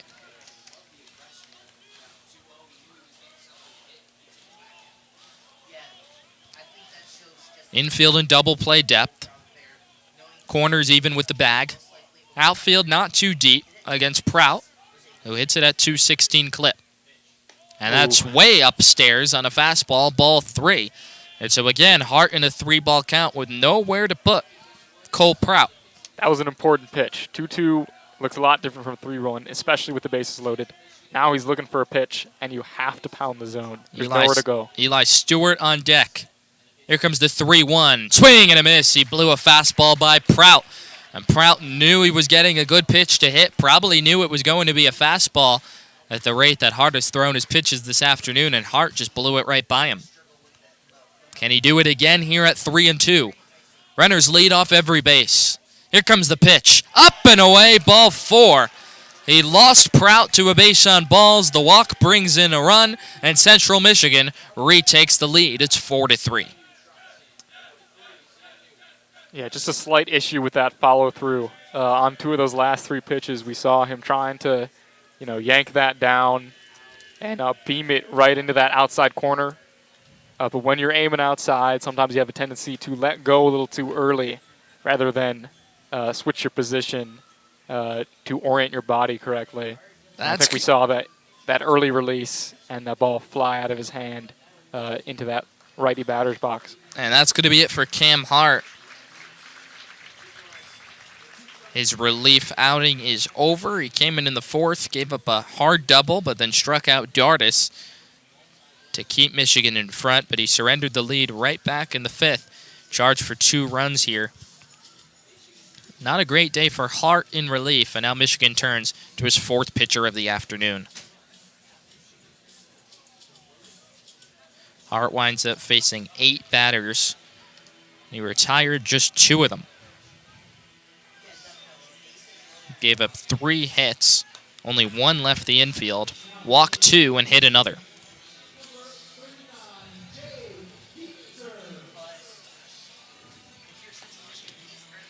Jake Keyser's a guy who we haven't seen a lot of recently, kind of due to his struggles when he has seen the mound. His ERA this year is sitting at 22.65, which barely fits on our little scoreboard. But that's in very limited appearances. He's only got 4 1/3 on the year, I believe. And he's just a sophomore. So there's going to be a lot of tweaking going on in those underclassmen years. You see a lot of great pitchers start off, with some struggles before they figure out how to command their stuff. And Jake Keyser from Rochester figures to be one of the first start-to-end projects of this new coaching staff. A guy with a lot of talent that maybe will give him a chance to develop something in their own form. Small sample size this season for Keyser, who inherits a nasty bases-loaded 1-out jam here. And he hasn't pitched in a game that's counted since March 3rd. He has just 4 appearances on the year. 4 1/3 innings pitched, giving up 7 hits, 12 runs, 11 of those earned. And he's walked 6 compared to 0 strikeouts. So the numbers aren't pretty, but he's thrown into a big spot here. Tracy Smith entrusting him with the bases loaded and just 1 away. And Eli Stewart at the dish, right-handed hitter. First pitch swinging, carves it foul down the right field side. 0-1. So Keyser gets ahead of Stewart with that 79-mile-an-hour pitch. Stewart 0 for 1 on the afternoon with a walk. Has a chance to add to Central Michigan's lead here. 2 runs already home in the frame against Cam Hart. The 0-1 lifted a pop-up down the first base side. Van Vermortel watching, and it'll drift foul. Landing on the sidewalk, 0-2. And Keyser trying to bail out Hart here in a sticky situation and keep this a 1-run game. Michigan has led at various points this afternoon, up 2-1 and 3-2 respectively. Central Michigan clawed their way back to take a 4-3 lead here with 1 away in the top of the 5th. Keyser at the belt. He's ahead in the count, 0-2. Here comes the pitch to Stewart. Right back up the middle. Burden shifts to his right. Flip to Jeffers for 1. The throw to first. Double play. Exactly what the doctor ordered again. Central Michigan hits into its 4th inning-ending double play of the day. Jake Keyser does his job, induces the ground ball, and keeps this a 1-run game. I wonder if the move should have been made just a tad earlier, as Keyser came in and looked ready to go. Placing that fastball pretty perfectly. Going that outside and away and then coming back in right on that inner third. Just a tough place to hit. And a weak opposite field ground ball. And those double plays really continue to keep Michigan in this game, really, Central Michigan has had a lot of opportunities with men on base, and Morgan is grounded into an inning-ending double play. Sefcik has lined into one. Navarro has grounded into one, and now Stewart the latest. And 2 of those have occurred with the bases loaded. This could be a lot worse than the 4-3 deficit that Michigan's facing right now. So Michigan, in many ways, fortunate to be down just 4-3 this afternoon. So we're halfway home, heading to the bottom of the 5th. From Ray Fisher Stadium. Thanks for listening to WCBN Sports' coverage of Michigan baseball. Alongside Coley Hoving, I'm Jared Greenspan, bringing you the call this afternoon. A lovely 4 o'clock tip. Some great baseball weather lately for Michigan in late March. I was here Sunday. It was picture perfect. I was here last Tuesday. It wasn't too bad. Able to have the window open all 3 times as the sun has done its best to shine down upon the field this afternoon, splattering in and out of the clouds so far this afternoon. As Ted Burden steps into the dish, and the number 2 hitter, it'll be 2, 3, and 4 in the Michigan lineup against Mitchell, who begins his 2nd inning of work. First pitch to the right-handed hitter Burden is an off-speed pitch that sits high, 1-0. Burden 0 of 2 on this afternoon, has flown out twice. Mitchell at the belt, deals, and Burden fouls it straight back. 1-1. In the last inning, Mitchell allowed just 1 base runner across 4 batters. That was an error committed by the 3rd baseman Stewart on the throw.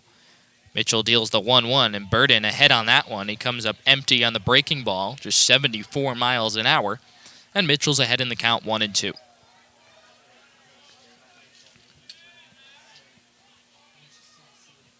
Here comes the 1-2, and Burden goes down swinging. So Ted Burden strikes out for the 25th time this season. Mitchell has himself a quick first out here in the bottom of the 5th with Joe Longo, the right-handed hitter and left fielder this afternoon, coming to the plate. Yeah, from Mitchell, we just saw an extreme change of pace there. Worked the first time, went back to the well. First pitch to Longo is the fastball that misses off the outside corner, 1-0. The second baseman, Sefcik, just a few steps to the left of the second base bag against Longo, with the shortstop Simpson deep in the hole. The 1-0 chopped that way, and it's a foul ball off the third base line. Stewart had it covered, and it's 1-1.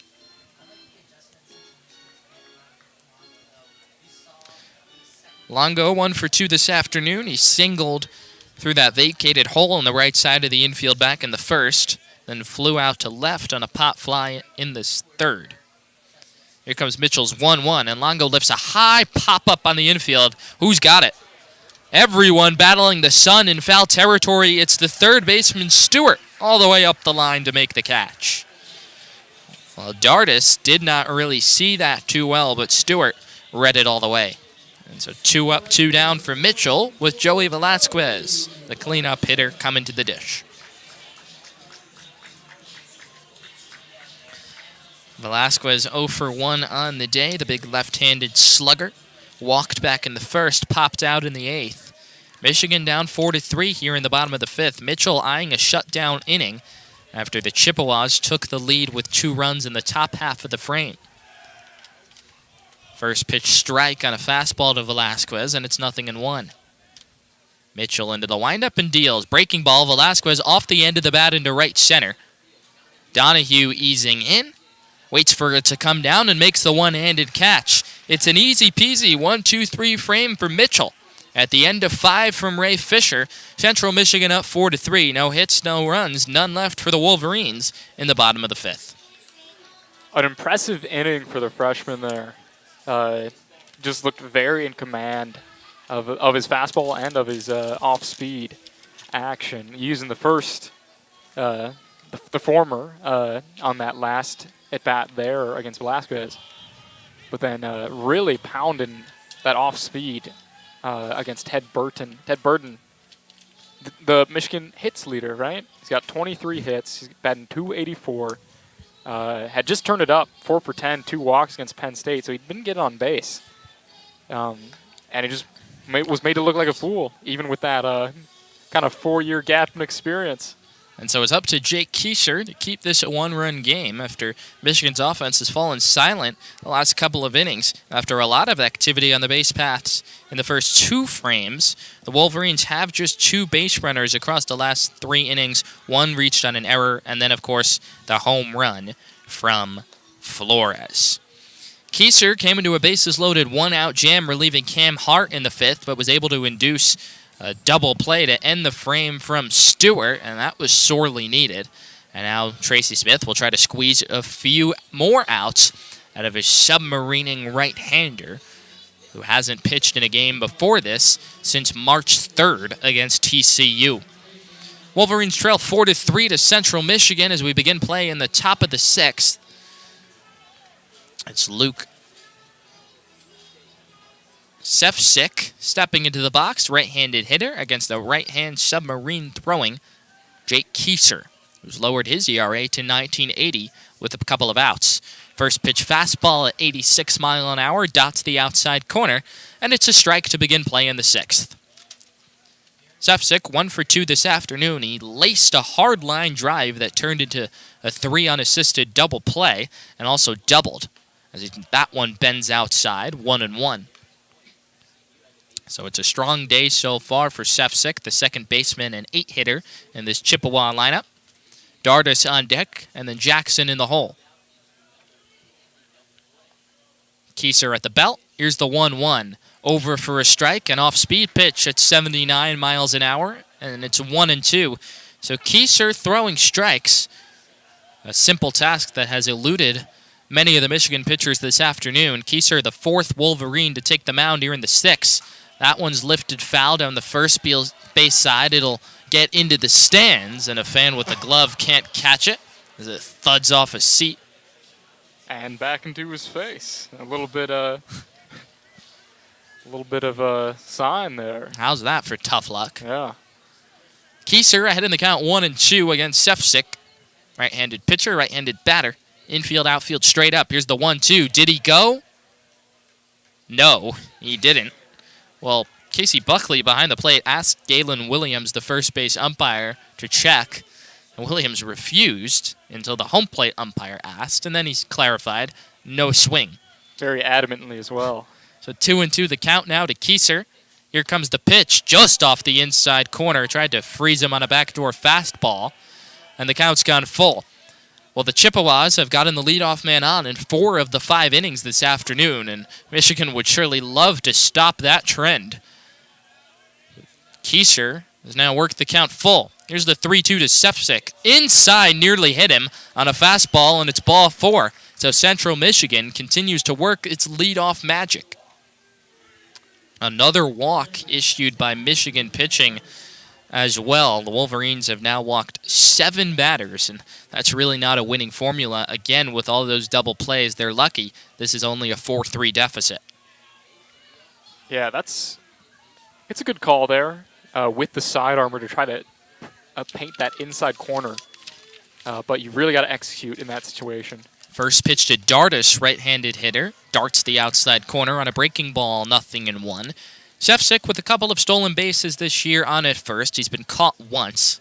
Voigt even with the bag at third. Outfield shaded towards left center. A big hole in right center for Dardis.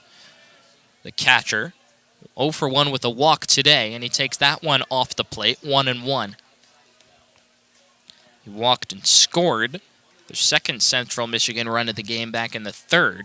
That was the last batter that Barr faced this afternoon. Kieser facing his 3rd batter now. Here's the 1-1, well outside. Buckley able to snap his mitt to grab it and prevent it from going to the backstop, and it's 2-1. There's some light action in the Michigan bullpen. Kieser looks towards Sefcik at first, now peers in for the sign. Here's the 2-1. Breaking ball over for a strike, 2-2. That's exactly the pitch that they were looking to execute on the full count last at bat. Freeze him as he thinks it's coming toward him, and then watch as it drops onto that inside corner. Beautifully done. Kieser comes set, 2-2 the count to Dardis. Here's the pitch. Inside, nearly hit him. Dardis bending back out of the way. And for the second batter this inning, Kieser has gone full. But that's the danger there. The danger is if they weren't going to swing at it regardless, then you really have to get it to come back over the plate. He can ill afford to walk the 9-hitter Dardis here with Jackson on deck. Here comes the 3-2. Got him looking! Frozen with a fastball, and it's a king-size first out for Kieser. Dardis made a bit of a show of starting to flip his bat over to the dugout, but I think deep in his heart he knew that that one was perfectly placed by Kieser. Second time today that Dardis has been caught looking, and that brings Jackson to the plate. He's been on base all 3 times today, a home run, a walk, and a hit by pitch. Left-handed hitter against a right-handed Kieser. Sefcik leads off of first with 1 away. Here's the first pitch, over for a strike on a fastball. Fastball topping out around 86 for Kieser this afternoon. Jackson getting a good look at the action from his left-handed perspective. Might give him a bit of an advantage against the sidearmer Kieser. Here comes the 0-1. Jackson hammers it to right. Velasquez has it lined up perfectly, and he'll make the catch for the second out of the inning. Well, going back to that strikeout of Dardis, that was Kieser's first strikeout of the year. It's good to see. It's good to see, especially as a guy who's trying to develop this unique style. You have to have some go-to pitches to close the door on a batter. Well, Kieser now an out away from a clean inning as Simpson, the shortstop, left-handed hitter, steps in. Sefcik still on at first with 2 away. Kieser, the first Michigan pitcher of the day to retire Jackson. As the first pitch breaking ball is fouled off towards the first base side, it trickles into the Chippewa dugout. 0-1. The sun has disappeared for a few moments behind the clouds. Waiting for it to peek back through. An overcast day today here in Ann Arbor. Wonder if they get Sefcik moving here. The 0-1 just off the outside corner, and it's 1-1. Donahue would be on deck if Simpson can prolong the inning. Sefcik, the runner off first. Kieser at the belt and deals. On the outside corner, 1-2 rather. Sefcik with a large lead and a particularly large secondary lead off of first, but Kieser doing a nice job messing with his timing ever so slightly, and Sefcik hasn't thought about swiping that bag. Would be a place to run, because if not, you have 2, 3, 4 leading off the next inning if he gets caught, but that's on the outside corner, frozen with the off-speed, strike 3 called. So Kieser with a couple of strikeouts to work around the lead-off walk, heading to the bottom of the 6th. Michigan down 4-3, looking to rally. Yeah, I mean, that's more than they could have expected out of Kieser, given his track record. I know they're working with him every day, refining his approach as, this guy trying to blaze this unique trail. And it's good to see it come together for him today in a way that it hasn't before. We'll see if they have enough depth in the bullpen, because now it becomes an issue of, well, we found a hot hand, but how long can you reasonably pitch? Probably not more than the next inning or so. And after that, the Wolverines are hurting for quality options.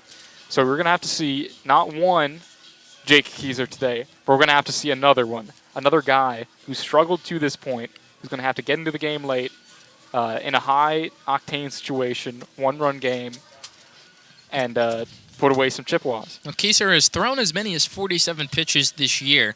He's only at 22 so far, but the 47 seems to be a bit of an outlier. In his other appearances, he threw 29, 19, and 14 pitches. That 47-pitch outing actually occurred in just 1 inning. He really labored, giving up 4 runs, 3 of them earned, and walked 3 batters.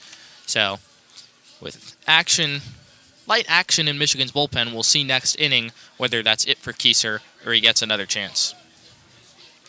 Also a new development this week. In past Tuesdays, we've had the luxury of Noah Renard, the 6'3 senior who has been one of the top pitchers in the Big Ten this year. 3rd in batting average against. That's 188. and 6 in ERA at 2.63. But he got the start on Sunday, and he will be unavailable. However, Denner pitched right behind him, and not sure if he would be good to go late in this one either.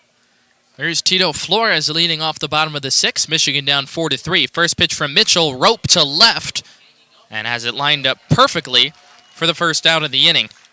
That's Prout making the catch. So Flores, after homering to give Michigan a temporary lead in the 3rd, goes after the first pitch in the 6th. Some more solid contact, but right on the line to Prout.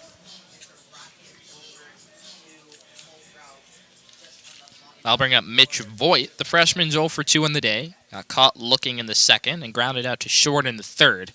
First pitch fastball just off the outside corner. 1-0. Mitchell has had a solid outing so far this afternoon. Has retired 7 batters, struck out 2, giving up just 1 base runner, and that was an error. Voigt goes after the breaking ball and comes up empty with a vicious hack, and it's quickly 0-2. Or 1-1, rather. 1-1 the count. Mitchell comes set, looks in, and now into the windup. The 1-1 to Voigt, just off the plate, 2-1. Van Remortel, who's reached twice, is on deck. If anyone's to get on, Buckley's behind him. 1 away here in the bottom of the 6th. The sun peeks out again from behind the clouds. Here's the 2-1. Voigt chops it towards the left side. Charging is Simpson. The running throw is not in time. Voigt able to beat it out. Yeah, that was a bit of good fortune. Not very well hit, but into the right spot. A good charge, honestly, from the hole, coming from Simpson there at short. But he just wasn't able to get it over in time. And so Michigan, with just its 2nd base runner in the last 3 innings, with the infield hit from Voigt, bringing Van Remortel to the plate with 1 away and a runner at first. Bit of a shift on against Van Remortel. The second baseman, Sefcik, shaded just to the left of the second base bag against the right-handed hitter, who takes the first pitch breaking ball over for a strike, 0-1. Voigt hasn't stolen a bag this year. You wouldn't think this is a situation to send him either. Van Remortel, right-handed hitter, has doubled and reached on an error today. Here comes Mitchell's 0-1. High pop-up lifted towards left center. Donahue and Prout over. Who wants it? Prout makes the call in the gap and makes the catch for the 2nd out of the inning. Still, Van Remortel, that's the 3rd time we've seen him put a little bit of a charge into a ball.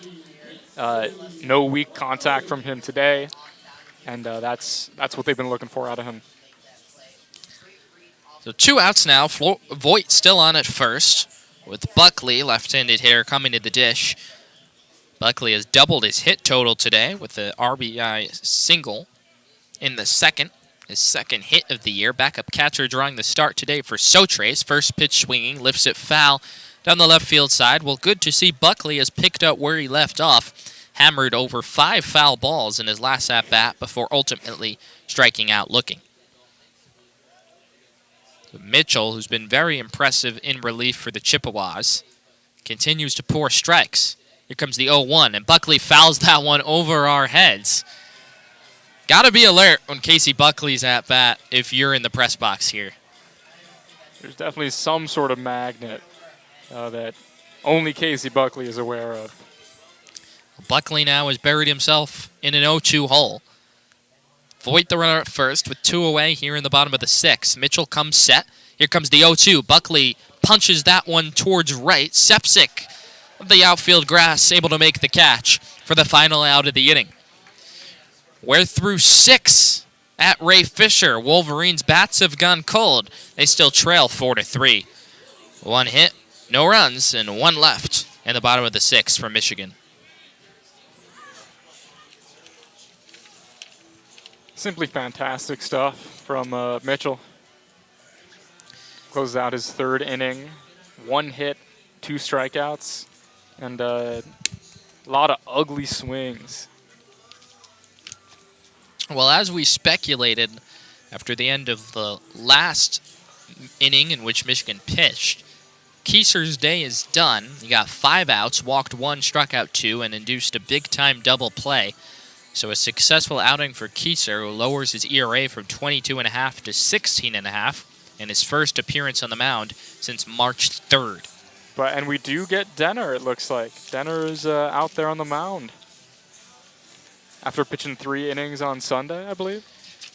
So Jacob Denner, who was brilliant on Sunday in relief of Noah Renard, is back out on the mound here. 3 1/3 innings of work on Sunday to close the game. Picked up the save, struck out 3, didn't allow a base runner. Just fantastic relief effort for Denner, and they'll be tasked with keeping this a 1-run game here in the top of the 7th. Left-handed hitter will have to deal with 3, 4, and 5, the heart of the Chippewas order, in Donahue, Navarra, and Morgan. So it won't be an easy task for Denner, who will look to build off his best outing of the year, which occurred on Sunday against Penn State. In every other outing, he had given up at least a run, and in all but one, he had given up multiple runs, but turned in a fantastic outing in relief on Sunday. It'll be Denner's 3rd relief appearance on the year. He started 5 games in comparison. You wonder what the plan is here, how fatigued his arm may be, or if, as that, usual starter, just recently replaced by Renard, is he prepared to go the distance here, take him through the 9th? So Jacob Donahue steps into the box. Right-handed hitting center fielder will greet Jacob Denner, the new pitcher for the Wolverines, in the top of the 7th. Denner, in his 3rd relief outing of the year, tasked with keeping this a 1-run game. His first pitch is on the outside corner for a strike at 81 miles an hour. Chippewas are up 4-3. Denner, in relief, will have to contend with Donahue, Navarra, and Morgan, 3, 4, 5 in Central Michigan's batting order. The 0-1, just off the outside corner, 1-1. Donahue 1 for 2 today. Walked in the first, reached on a fielder's choice in the 3rd, and then scored on a bunt single in the 5th. So he's been on base each turn at bat, as that one misses low and away from Denner, 2-1. Denner was spotless in his relief outing on Sunday against Penn State, relieving Noah Renard and pitching 10 outs, getting the save and securing the path to victory for Michigan, as that one misses up and away, and it's 3-1. So Denner, a little trouble finding the strike zone 4 pitches into his outing today. Donahue in the driver's seat. Lefty against righty. Here's the 3-1. Fouled off, slashed down the right field play, ticketed towards the parking lot, and it thuds off a car, which always draws a series of oohs and ahs from the crowd, as everyone hopes it's not their car. 3-2 the count. Navarra looms on deck. Denner peers in. Here comes the pitch to Donahue. Punch foul down the right field side. It caroms off the netting. And it's 3-2. 7th pitch of the at-bat. Upcoming. Donahue making Denner work. Here comes the 3-2. Up and away. He walked in ball 4. And for the 6th time. 6th time. In 7 frames. I had to double check myself because it's happened so much. But for the 6th time in 7 frames, the Chippewas have the leadoff man on. The only time it didn't happen was the 2nd inning. Now, the leadoff man has come around to score in 3 of those frames. So Denner now gets the left-handed batter in Navarra, and he induces a first pitch that misses, and it's 1-0. Donahue, the runner at first, got a good amount of speed, stolen 9 bags in the year, has been caught once, and he takes a healthy lead. Denner's 1-0, fouled straight back to the screen by Navarra, and it's 1-1. Denner's got a particularly tough approach for lefties. The way he sets up all the way on the left side of the rubber, then angles his body towards the left-hand batter's box, comes across. Here comes the 1-1, low and away, 2-1. Walks continue to plague Michigan pitching this afternoon, which is a similar theme to what we saw last Tuesday against Akron. All 5 Michigan pitchers have walked a batter, 8 total walks surrendered by the Wolverines pitching staff. Here comes the 2-1 at the knees and on the outside corner, catches the black, and it's 2-2. Navarra 2 for 3 on the afternoon. But that one time he made an out was a big one, grounded into an inning-ending double play with the bases loaded in the 3rd. Healthy lead for Donahue at first. Van Remortel holds him on. And the 2-2 misses outside, and so Denner has gone full to the first 2 batters here in the 7th. Denner not a guy who has a lot of control issues. Only 8 walks in 27 innings so far this year. His 9th just issued. Here comes the 3-2 to Navarra. Slashed foul off the netting behind Michigan's dugout, and we'll do it again.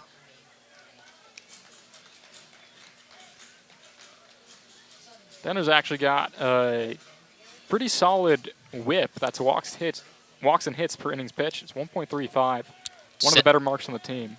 7th pitch upcoming. Donahue goes. It's fouled above us. And it caroms off the roof overhead. I was waiting for the noise of that ball to tell me whether it went into the parking lot or not. It did not. So an 8th pitch coming up to Navarra after Denner threw 7 to Donahue. So the lefty laboring a little bit in his first inning of work here in the 7th. Trying to keep this one close. It's 4-3 Chippewas. Denner at the belt. Here comes the payoff pitch to Navarra. Line right back up the middle, a base hit into center field. Donahue takes a hard turn. He'll hold in at second as Kim gets it in from center field. And so the Chippewas have the table set here against Denner. First and second, nobody out in the top of the 7th with Morgan coming to the plate. That was a great piece of hitting by Navarra. The ball kind of ran in. Maybe a little bit of a two-seam action on that heater. Either way, Navarra avoided getting jammed too badly and just punched it out into center. So Denner did not retire either of the 2 best hitters in the Chippewas lineup. Now is to contend with Morgan, who's 0 for 3 today. First pitch to the righty is inside, almost hit him. And it's 1-0. Morgan's got a lot of power, 5 home runs. Just looking to advance the runners here, though. They lead off second and first. Denner peers back towards second, now deals home, and it's a strike. 87 miles an hour, 1-1. That was a great pitch. Like we said, he's a big guy. He's looking for stuff up in the zone that he can drive right now. And just taking advantage of that approach, putting one at his knees. Easy money. Denner's 1-1. Morgan rips it wide of third, into left field, past a diving Voigt. Donahue racing home. The throw is cut off, and the Chippewas add to their lead. It's 5-3. Yeah, and that was RBI base knock for Morgan, drives in a run, and the Chippewas are up 2. Yeah, that was left just a little bit up, and Morgan was able to take advantage. Just pulled it with all his power. Even the athleticism of Voigt at third was not going to get in the hole quick enough. Then obviously you've got a catcher by trade over in left field. Well, they had a shot at Donahue. His wheels are going to be too much for that defensive combination. And Denner, who did not allow a base runner in 3 1/3 brilliant innings on Sunday, is having this outing unfold markedly different. He's faced 3 batters. They've all reached a walk, 2 line drive singles. And he's in a jam here again with first and second. Still nobody out. A run already home. The Chippewas coaching, base runners, and hitters are all convening right now. Not sure what the deal is here. Whether someone called for time or not. Prout is due up. But I'm not sure if he'll take his turn at bat. Umpire taking out the lineup card. Perhaps make a change. Navarra and Morgan are still the runners at first and second, but it's not going to be Prout. The lefty will not get a chance to face the lefty Denner. Instead, Central Michigan will turn to the righty-lefty matchup and go with Brill off the bench.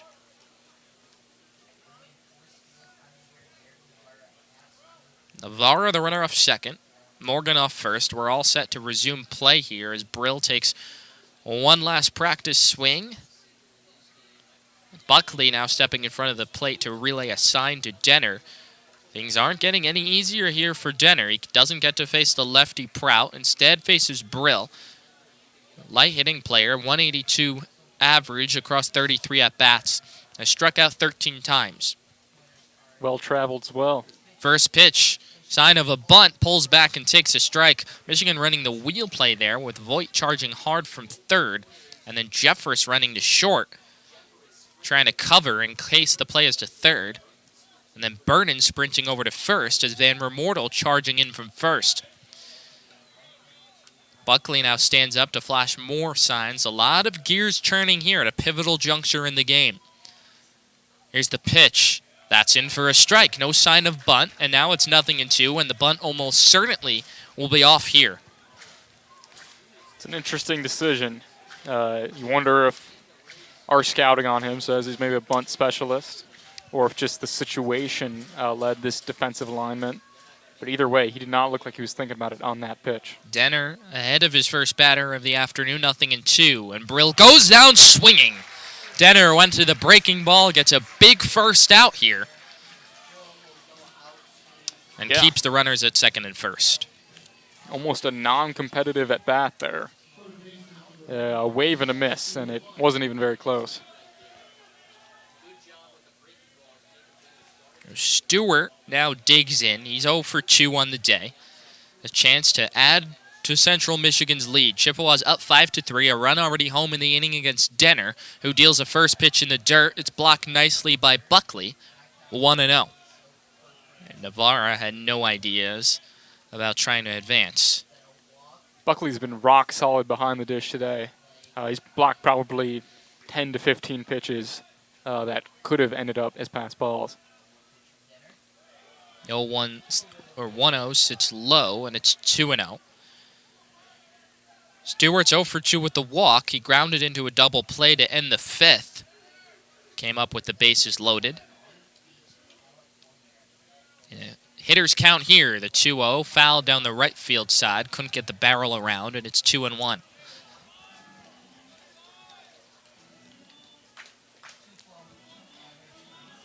Outfield straightaway and fairly deep. Burden keeping an eye on the runner Navarra near the second base bag.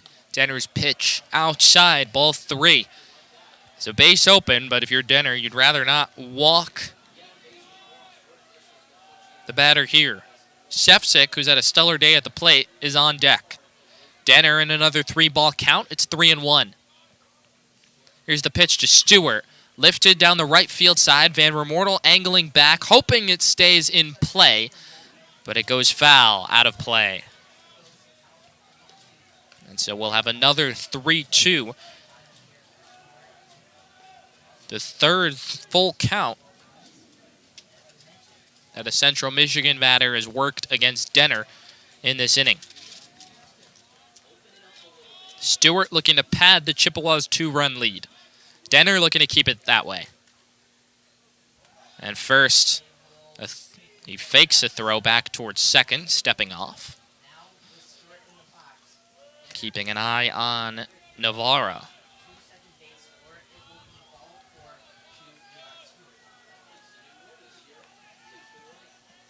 Denner at the belt, looks back towards second, now deals home. The 3-2, got him swinging.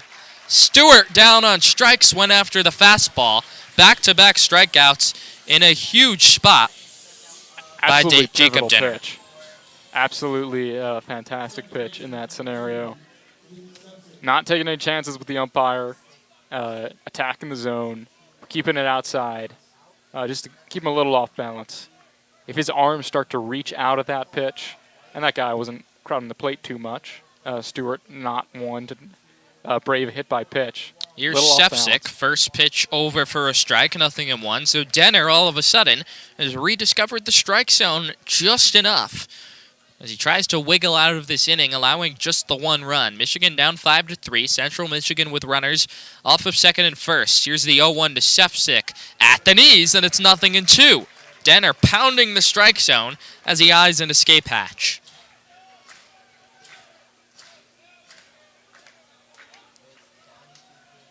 Sefcik yet to take the bat off his shoulders.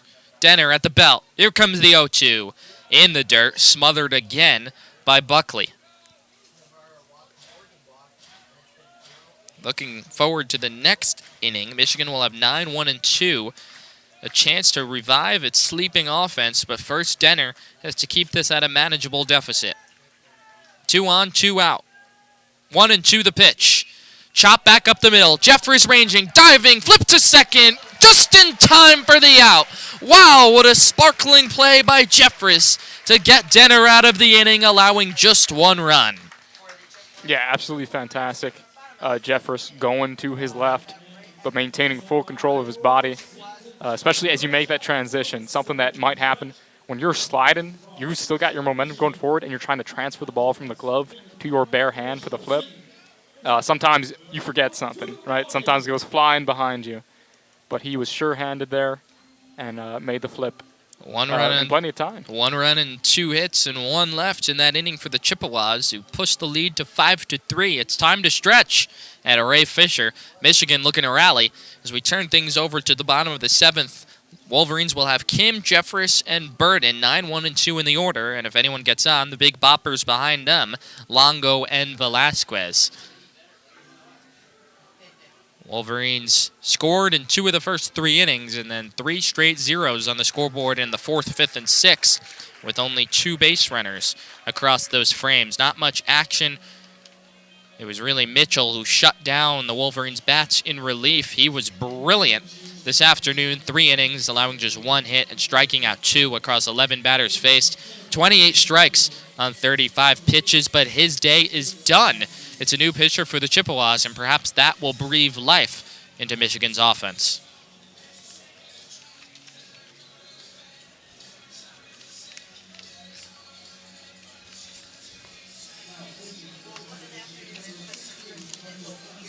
The new pitcher for Central Michigan will be Michael Conti, the right-hander, at 6'3" and 205 pounds. He's a sophomore from Cincinnati, went to Walnut Hills High School, and he'll be tasked with looking to shut down Michigan's order here after Central Michigan pushed its lead to 2 in the top half of the inning. He's a guy coming in with another non-glitzy stat line, ERA of 6. But his last time out was against Ohio in Athens. Went 3 innings, struck out 3, 1 hit, no walks, no runs. So maybe he's turned the page. We'll be able to see him against a little bit stiffer competition in the top of the Michigan order. Conti's finished throwing his warm-up pitches. 5-3 Central Michigan on top here as we kick off the bottom of the 7th with Jonathan Kim. Out of the 9-hole, the left-handed hitting freshman center fielder stepping to the plate. Kim has taken a rare 0-4 so far this afternoon. He reached base on an error by the left fielder Prout and then flew out to center. His bat has been red hot. He's hitting .395 even with the 0-4 this afternoon. Really established himself in that 9-hole for Tracy Smith. Conte into the windup, deals the first pitch. It's a fastball at 90 miles an hour that sits below the belt. 1-0. It'll be Kim, then Jeffress, then Burden. 9-1-2 in the Wolverines' batting order here as Michigan looks to mount together a rally in the 7th. Conti's 1-0. Kim takes it on the outside corner, 1-1. So Conti, a hard thrower, the sophomore from Cincinnati, has an ERA of 6 on the season, giving up 8 runs in 12 innings, walked 7, and allowed 14 hits. As Kim slices that towards left center, Donahue over in the gap, had it read well, and he'll pick it off on the air for the first out of the inning. Just another charge put into baseball by Kim. No, it hasn't gotten the results he wanted. But there's something to be said for just the speed, the exit velocity of the ball off his bat, and all the funky movement, either when he goes opposite field or when he's pulling the baseball. His tendencies to get his arms out in front, put some wacky movement on his fly balls. First pitch to Jeffress misses off the outside corner, another fastball, and it's 1-0. Conti struck out 9 batters on the season, compared to those 7 walks and 14 hits.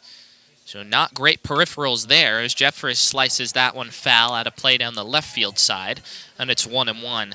The sun continues its disappearing act, but it's reappeared now after a brief stint behind the clouds, splashing the players and creating some shadows here at Ray Fisher as Jeffress punches it foul down the left field side again, and it's 1-2.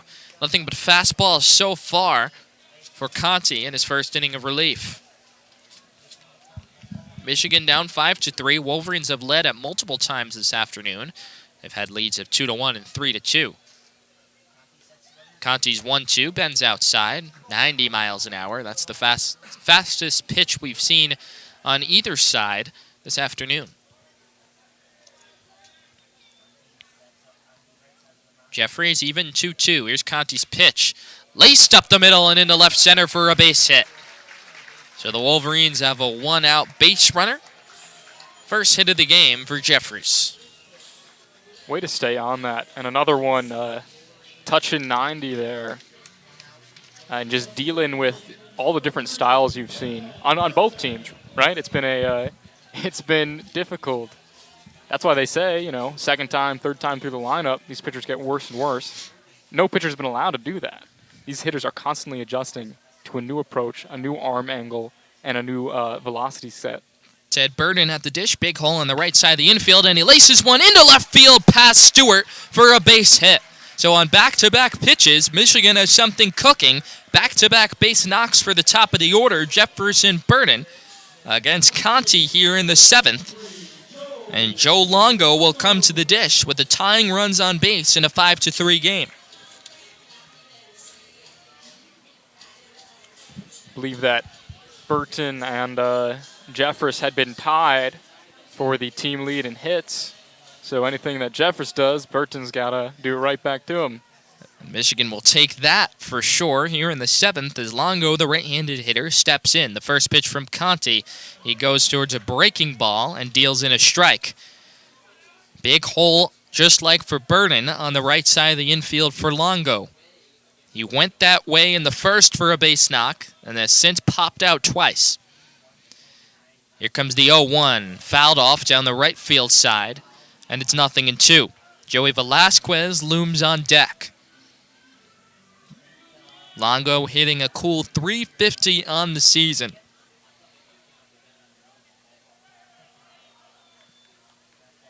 Conti comes set. Runners lead off second and first with one away. Here's the 0-2. Longo gets a piece and fouls off the breaking ball back to the screen. It stays 0-2. Nice reaction there. It was almost exclusively with his wrists. He did not have time to step towards the pitcher.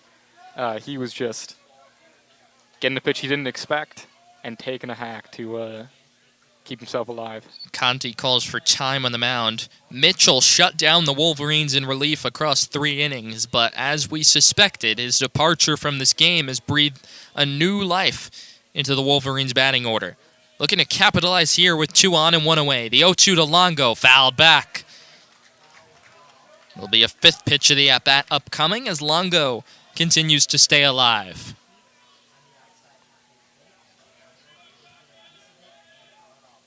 Jeffries with a relatively small lead off second due to the fact that Sefcik, the second baseman, is a few feet to the left of the bag.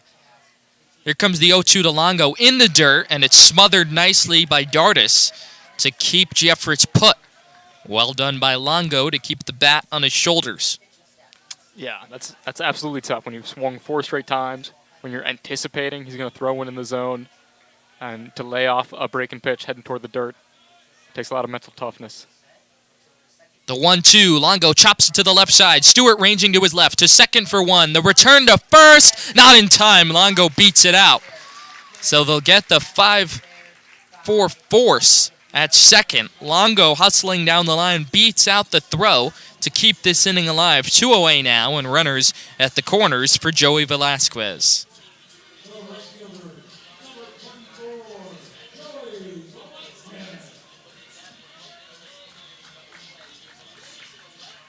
So Conti now has a path out of this inning with Velasquez, who's 0 for 2 with a walk, coming to the plate. He's got it under a couple of balls, popping them up to center field. Jake Marty here will pinch run for Longo on at first base. We'll see if Marty takes off here. Velasquez at the dish. First pitch upstairs, 1-0. You don't really want to run yourself out of an inning and take the ball out of Velasquez's, or take the bat, rather, out of Velasquez's hands. But Marty's got speed as the back runner on at first. 2 away, runners at the corners against Conti. Velasquez ahead 1-0. Laces it to third, right to Stewart, who flags it down on the fly, and Conti escapes unscathed. Man, just bad luck for Joey Velasquez there. He put good wood on it, and we've seen all kinds of baseballs get through this infield, both sides of this game. But as baseball sometimes does to you, it's the hardest hit ones that get caught. Well, Stewart with a pair of nice plays there, first starting that fielder's choice and then snagging the line drive to help Conti out of the inning and preserving Central Michigan's lead. It's 5-3 Chippewas as we head to the 8th, and perhaps appropriately, Don't Stop Believing blaring across the stadium speakers here at Ray Fisher as Michigan has just 6 outs to play with, down 5-3 going to the top of the 8th.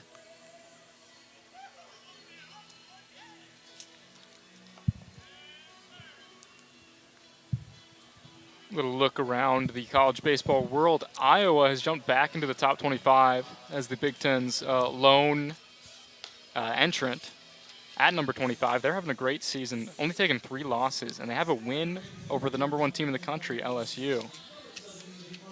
Other than that, the Big Ten's a bit wide open. Penn State had one of the best records coming into conference play, and Michigan dispatched them thoroughly over the weekend, but you could argue that the Wolverines were due for a letdown, and so far through 7 innings, they're suffering one against a good Chippewas team, but this is a game you really wanted to have if you're Tracy Smith to keep up that momentum, which we talked about at the open of this broadcast. Absolutely. It's just a little bit deflating to go in between weeks, coming off a big series win, especially the way it happened last week, right?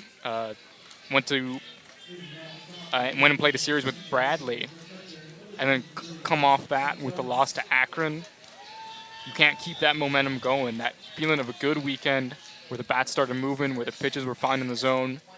It's hard. Baseball is just a series of grooves and getting in streaks. New pitcher for the Wolverines is Ryan Zimmer. He replaces Jacob Denner, and the right-hander deals a first pitch that's lifted in the air towards left. Marty, the new left fielder, has it lined up, and he'll make the catch for the first out of the inning. Marty pinch ran for Longo in the bottom of the 7th, and he stayed in to play left field, but the ball found him before we could even announce him. The ball always finds you out there. And it's Zimmer, who's had just 2 prior appearances on the year, February 18th against UC San Diego, and then March 19th against Bradley. He's given up 1 run and 1 total inning pitched. Now faces the lefty Jackson and deals a first pitch fastball on the outside corner, 94 from the big right-hander. Lighting up the radar gun here early in the 8th. Jackson's had himself quite the day, homered leading off this ball game. The 0-1 fouled straight back to the screen, and it's 0-2. Jackson also walked in the 3rd and was hit by a pitch and came around to score in the 5th. In 5 at-bats, he's faced 5 different Michigan pitchers. Zimmer is the 6th Wolverine to toe the rubber this afternoon.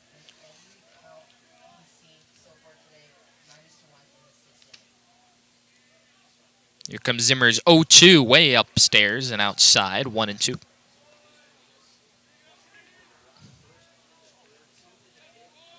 Jackson almost had to leave this game back in the 5th with a bit of an injury scare. Came up lame on his way to third base, but was able to show he's no worse for wear. Zimmer ahead 1-2. Here's the pitch upstairs on a breaking ball, 2-2.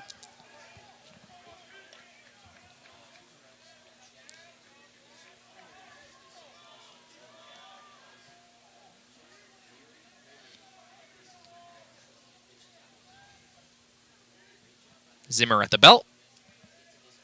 Looks in and deals. The 2-2 outside, ball 3. Well, every Michigan pitcher who has pitched today has walked a batter, and Zimmer with this count gone full, is a ball away from continuing that tradition. Here comes the 3-2. Wave and a miss. Got him swinging. It pops out of Buckley's mitt. It'll apply the tag on Jackson, who did not bother to run to first. And it's 2 down in the 8th for Zimmer, who looks pretty good so far. Yeah, absolutely. A couple of pitches that he left trailing into that right-handed batter's box against Marquise Jackson. That's something that especially tends to happen when you got that lefty crowd in the box. You're afraid to throw that on that inside corner for fear of hitting him, for fear that you lose control the other way. But he mastered that nicely on that full count pitch. Simpson now digs in, left-handed hitter, takes the first pitch fastball at 97 for a strike, and the ball just pops out of Zimmer's hands. Simpson's 1 for 3 on the afternoon. He's walked, singled, and struck out twice. Zimmer's 0-1, just off the outside corner. It's 1-1. Excellent pitch, though. Casey Buckley, maybe expecting it to be a little further over, not set up for the frame, but that was a borderline strike.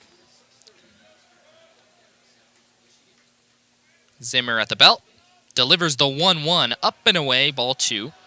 Zimmer looking for a 1-2-3 inning today. It would be the first 1-2-3 inning for a Michigan pitcher. Central Michigan has had 1. A lot of base runners today. Not too many runs. It's 5-3 Chippewas in the 8th. The 2-1, cut and a miss on a 95-mile-an-hour heater. 2-2. That was a healthy cut, though. Simpson's not intimidated by this kind of heat. He's seeing the ball well. Simpson Zimmer a strike away, and it's up and away to Simpson. Second full count in as many batters for Zimmer. Donahue would be on deck. He's had himself quite the day. Got it on base all 4 times this afternoon.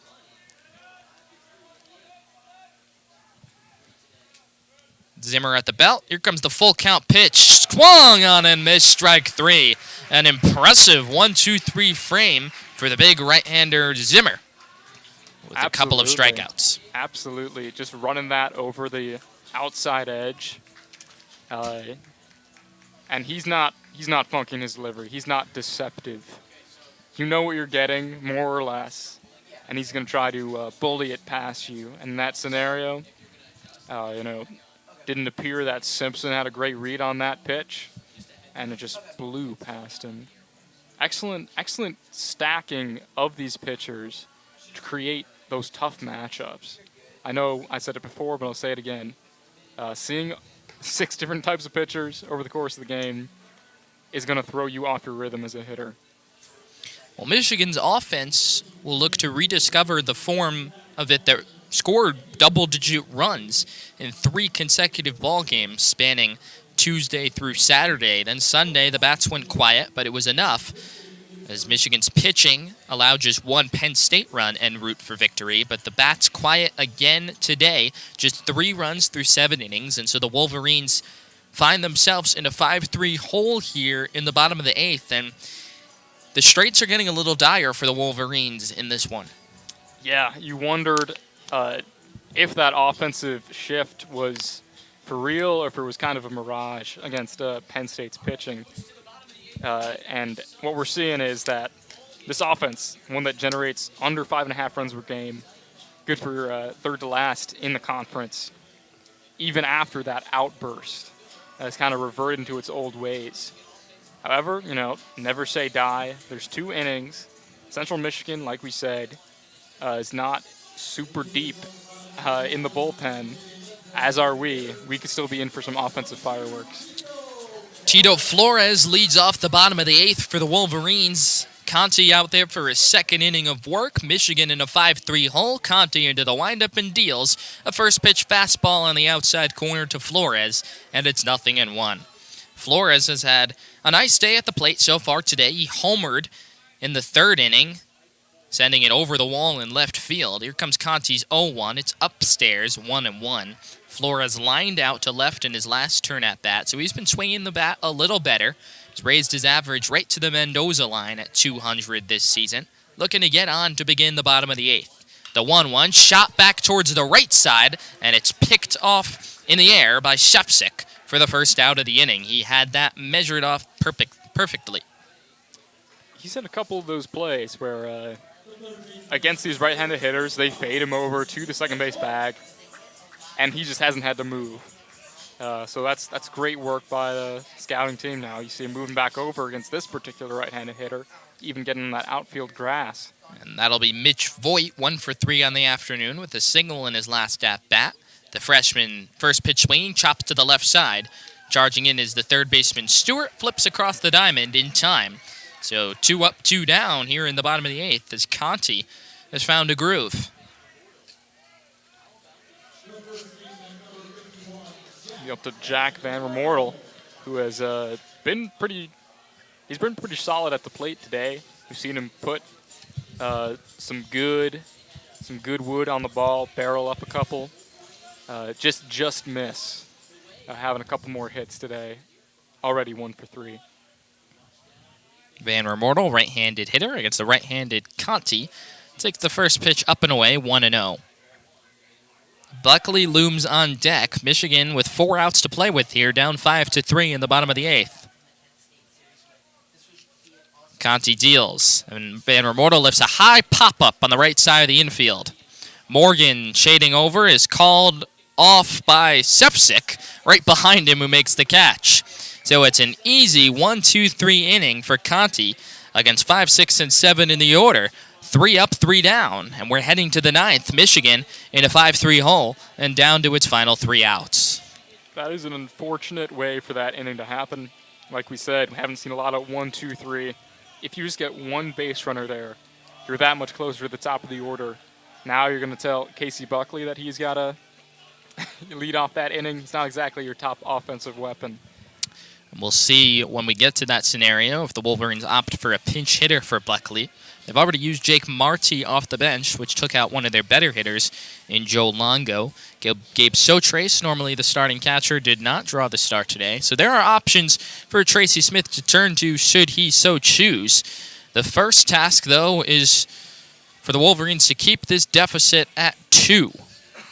And it'll be Mitch Voigt, the do-it-all freshman. He started virtually every game at the hot corner and also pitches a little bit. And he'll get the 9th inning here as his first warm-up pitch sails to the backstop. So Voigt's a little amped. Voigt last pitched on March 17th against Bradley, worked a scoreless frame, working around a couple of base knocks. Has pitched 12.1 innings on the year and pitched to a sparkling 1.46 ERA, surrendering 9 hits and walking 6 while striking out 10. This guy whose fastball tops out in the mid-90s, so he's got a little bit of that velocity. He's also got a severe change of pace. He can throw a curve with a little bit of a 12-6 action, maybe a little more lateral, 11-5, and he can throw that in the mid to high 70s.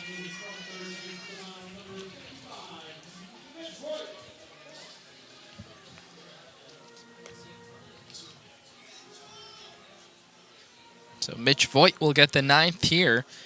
He'll face the heart of the Chippewa order, 3-4-5, as he looks to keep this a 2-run game and give Michigan a fighter's chance in the bottom of the 9th, where the Wolverines will have 8, 9, and 1 due up.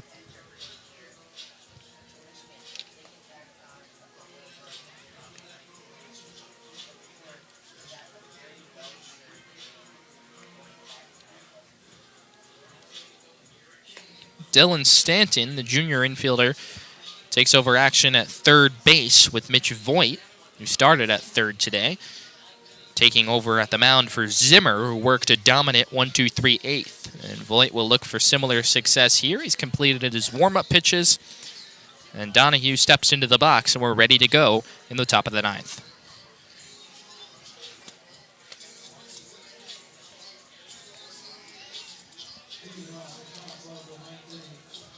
Donahue has had himself a day this afternoon.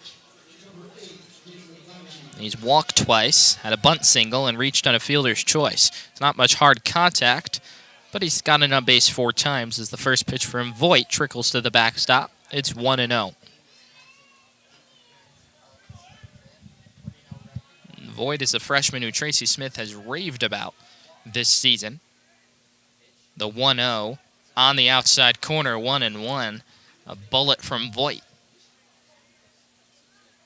Donahue's raised his average to .328. He had that bunt single earlier in this ball game. Here's the 1-1 off the plate on an off-speed pitch, 2-1. The sun is peeking back behind the clouds now after a long period of exposure. So an entire shade covering Ray Fisher Stadium right now. Voigt toes the rubber. Into the windup, here's the 2-1. In for a strike. Donahue jumped back for a little bit, but that caught plenty of plate. And it's 2-2.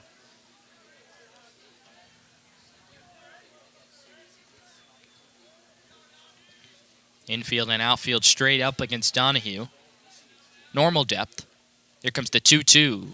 Fouled back to the screen. Donahue stays alive. Good mentality at the plate there.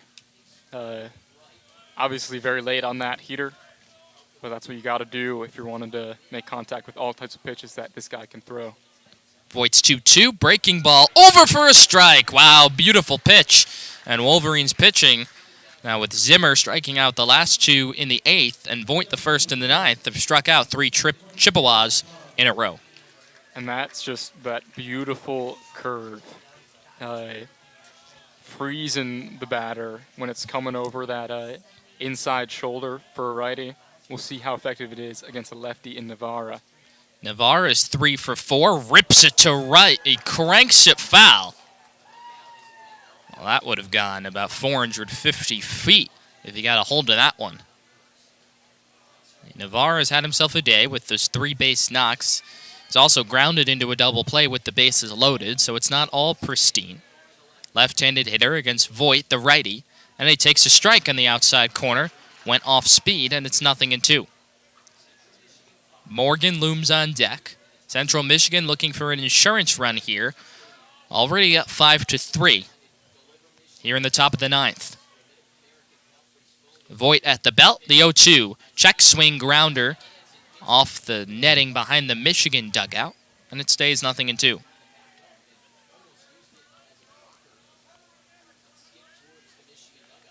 Guys are being very careful, getting their swings started early against Mitch Voigt and his late charging fastball. Navarra, the left-handed hitter, has Burden in shallow right field at second. That comes up and in, and it clipped him on the shoulder. So Voigt let that fastball at 93 miles an hour get away from him a little bit, and Central Michigan has a 1-out base runner. Navarra on base for his 4th time on the day. With Morgan coming to the dish, right-handed hitter, perhaps more in the comfort zone of the righty Voigt. Burden, the second baseman, shaded towards the second base bag, leaving a hole on the right side of the infield for Morgan, who takes a first pitch fastball upstairs, 1-0. Navarra, not much of a threat to run on at first. Morgan at the dish. And it's Brill on deck. Navarra dancing off of first. Almost got caught leaning. And Voigt throws back, and Navarra's in standing. Morgan is 1 of 4 on the afternoon. Has also driven or grounded into a double play. The 1-0. Breaking ball over for a strike. And it's 1-1.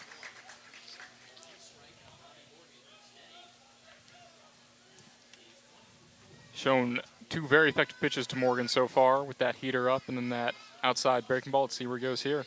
Went to the heater, got it over for a strike, and it's 1-2. And there we go, inside corner. Just lovely placement against Morgan here.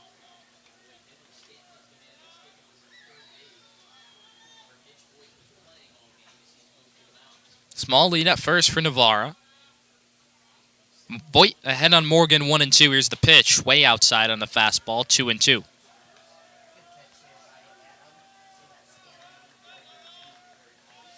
Chippewas up 5-3, looking to add to their lead before the Wolverines come up to bat in the bottom of the 9th.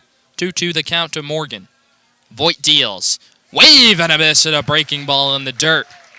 2 strikeouts now for Mitch Voigt, 2 away as Brill comes to the plate. That was an ugly swing. An ugly swing.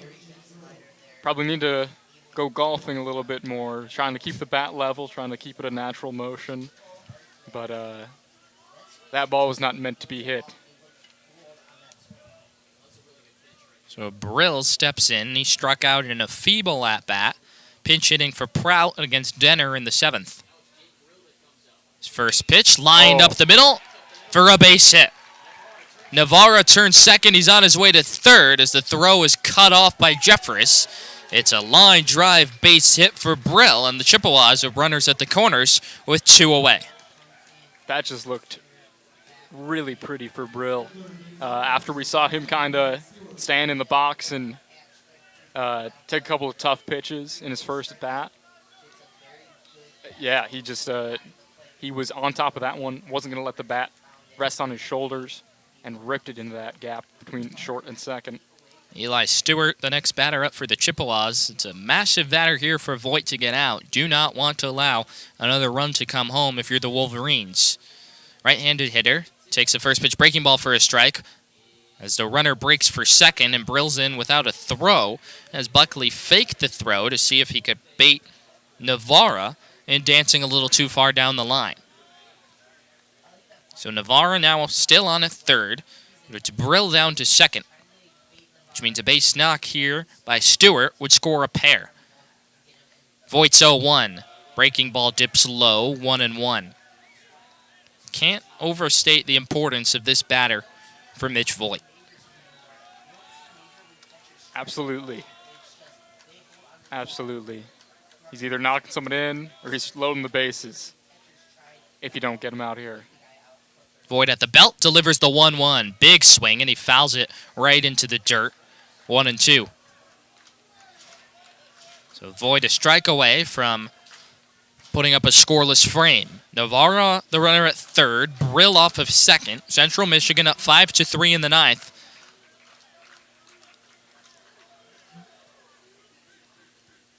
Voigt at the belt. Here's his 1-2. Breaking ball. Strike 3 called. Voigt strikes out 3 in the inning to work around a hit by pitch and a single. One last chance for the Wolverines. Down 5-3 as we head to the bottom of the 9th. That is an exciting showing from Mitch Voigt. Just a freshman, obviously. And his 1.46 ERA coming in just dropped a little bit. Not much you can do to decrease it, even with a scoreless inning. Had been allowing a 196 batting average against, that might have ticked a little bit up there with that excellent hit by Jake Brill. But either way, his raw stats, his stuff is what's most exciting of all. Watching that curveball drop in out of nowhere, that is so hard for a batter to pick up when you're pairing it with that kind of speed. And also that devastating changeup. He was thrown in the mid-80s a couple times, mixing his off-speed looks. It'll be Conti to get the 9th, at least to start for the Chippewas. He's looked good today, retiring 6 of the 8 batters he's faced, giving up 2 hits in 2 innings, no walks and no strikeouts, and he's kept a relatively low pitch count, just 23 pitches. So he has a 5.14 ERA. But that's not indicative of his performance so far this afternoon. He's 3 outs away from the finish line and giving the Chippewas a victory here in Ann Arbor. Looks like it will be Casey Buckley, or at the very least, he is taking his practice swings over by the dugout. It's 8-9-1. Buckley, Kim, and Jeffress due up for the Wolverines here against Conti. Kim was the first batter to face Conti in the 7th. He flew out. So Conti's done with his warm-up pitches. It will be Casey Buckley striding into the box here to begin the bottom of the 9th. Wolverines down 5-3, looking for a miraculous comeback victory. Conti's thrown 2 scoreless innings of work so far this afternoon. Buckley is 1 for 3 with an RBI base knock. Conti into the windup and deals a first pitch fastball for a strike, 0-1. 8-9-1 due up. It's Kim and Jeffress after Buckley. Burden if anyone gets on. Conti deals the 0-1. Buckley chops it to the left side. Simpson circles under it, makes the running throw in time for the first out of the inning. Man, Conti just looks so relaxed out there on the mound, and it's spreading to his defense, obviously. They've had all game to warm up, had some defensive woes earlier, but Simpson looked quite at home, charging that ball and slinging it over. Conti gave up base knocks to 2 of the first 3 batters he faced, and has since retired 6 batters in a row. Kim, the lefty, steps in, takes the first pitch strike, 0-1. Kim was the first batter to face Conti leading off the bottom of the 7th. He lifted a harmless fly ball to center field. Michigan needs a base runner to try and bring the tying run to the plate. Conti's 0-1. Kim loops it to right. Jackson coming on. He'll have to play it on a hop. It's down for a base hit. Not enough hang time on that one for Jackson to get to it. Didn't take the most aggressive route to the baseball, and Kim able to dunk in a base hit. And right on cue, Michigan with the base runner it needs. And Cody Jeffress, who's got 1 hit on the day, he's also lifted a sac fly and walked, comes to the plate representing the tying run. Jeffress with not much power, though, yet to hit a homer on the year, so he's just looking to keep the line moving. Conti at the belt, now it's to contend with Kim on at first. First pitch to the lefty, Jeffress, is low and blocked by Dardis, 1-0. Ted Burden on deck. Conti in his 3rd inning of work, he's 2 outs away from securing a win for the Chippewas. A 5-3 game here in the last of the 9th. Cody Jeffress earlier with that hit extended his on-base streak. It's at 12 games now. And we'll have a visit here at the mound, along with the infield and the catcher, Dardis. 1-0 is the count to Jeffries. Kim's hit snapped a streak of 6 straight batters retired for Conti, who's in his 3rd inning of work. Has thrown 28 pitches this afternoon. And the home plate umpire, Sal Giacomontonio, is on his way out to the mound to break this up. And that's going to be it for Conti. So his outing comes to an end. He pitched 2 1/3 innings and gave up that hit to Kim and is responsible for now the runner at first with 1 away in the last of the 9th. And we'll see who the new pitcher is for the Chippewas here. Central Michigan tries to see this 2-run lead through to the finish line.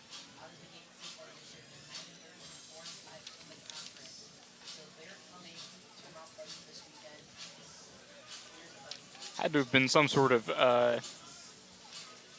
pitch restriction on Conti, I think. He was working up there for a bit. Although, like we said, he looked at ease when he was throwing the baseball there. But, save situation, want a fresh arm, and they're going. It looks like it'll be Ryan Insko, the new pitcher for the Chippewas, who carries a 5.06 ERA and enters the game with a runner at first, 1 out in the 9th, and a 1-0 count to the left-hand hitting Jeffress. Insko, at 6 foot, is a redshirt junior from Kirkwood, Missouri, by way of UT Martin. And Insko just needs 2 outs as he looks to preserve Central Michigan's lead here through the end of the 9th. Buckley led off the inning and grounded out to short against Conti, and then Kim able to dunk a single into right field in front of Jackson. And then after the 1-0 delivery that led to a 1-0 count to Jeffries, Conti's day was done. I see the appeal of a guy like Insko.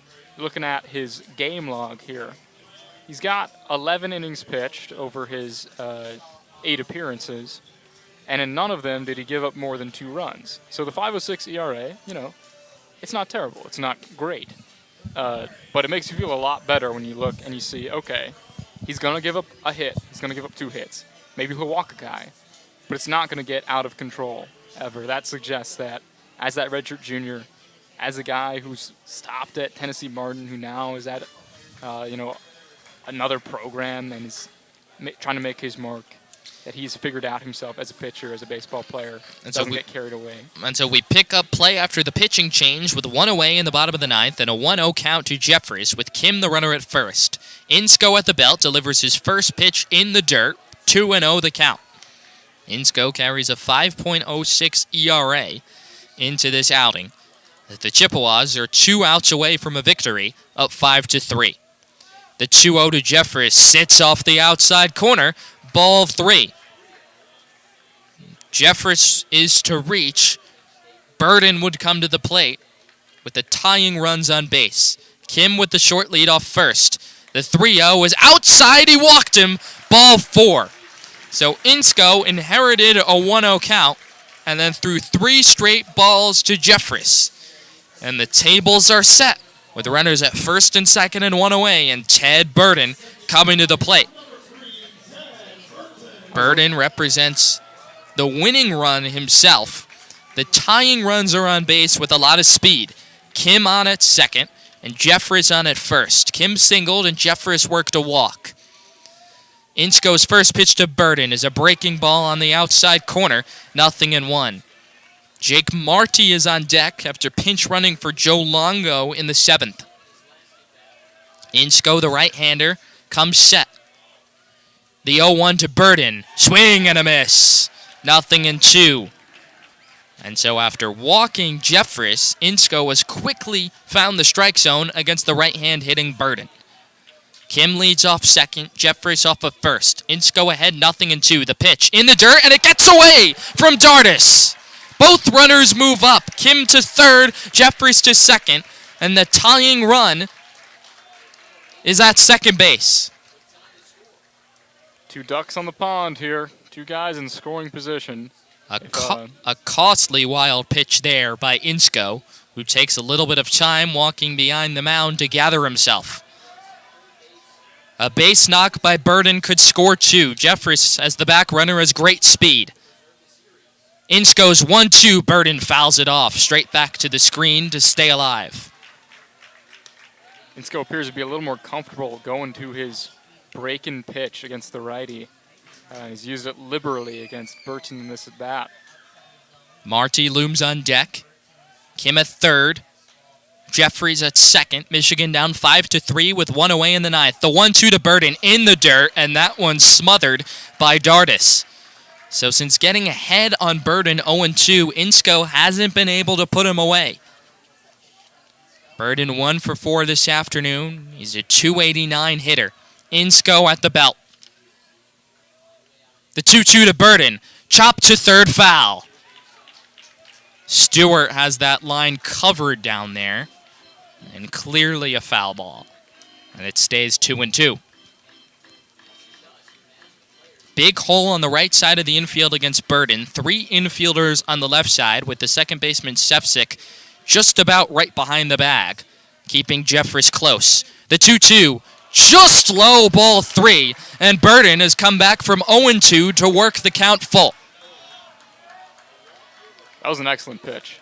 Not sure whether it was a strike or not, but it got a mixed reaction from the crowd. Marty looms on deck. A walk would load the bases.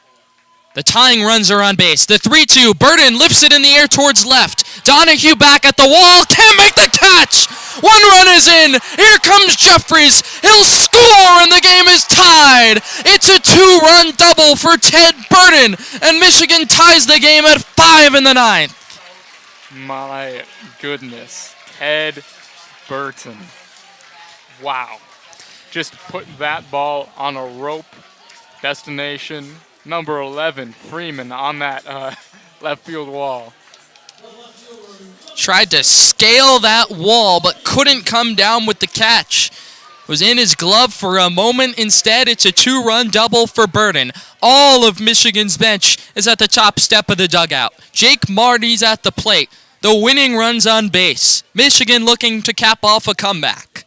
The first pitch to Marty, lifted foul down the left field side. 0-1. Just a touch late for the upperclassman from Bloomington, Illinois.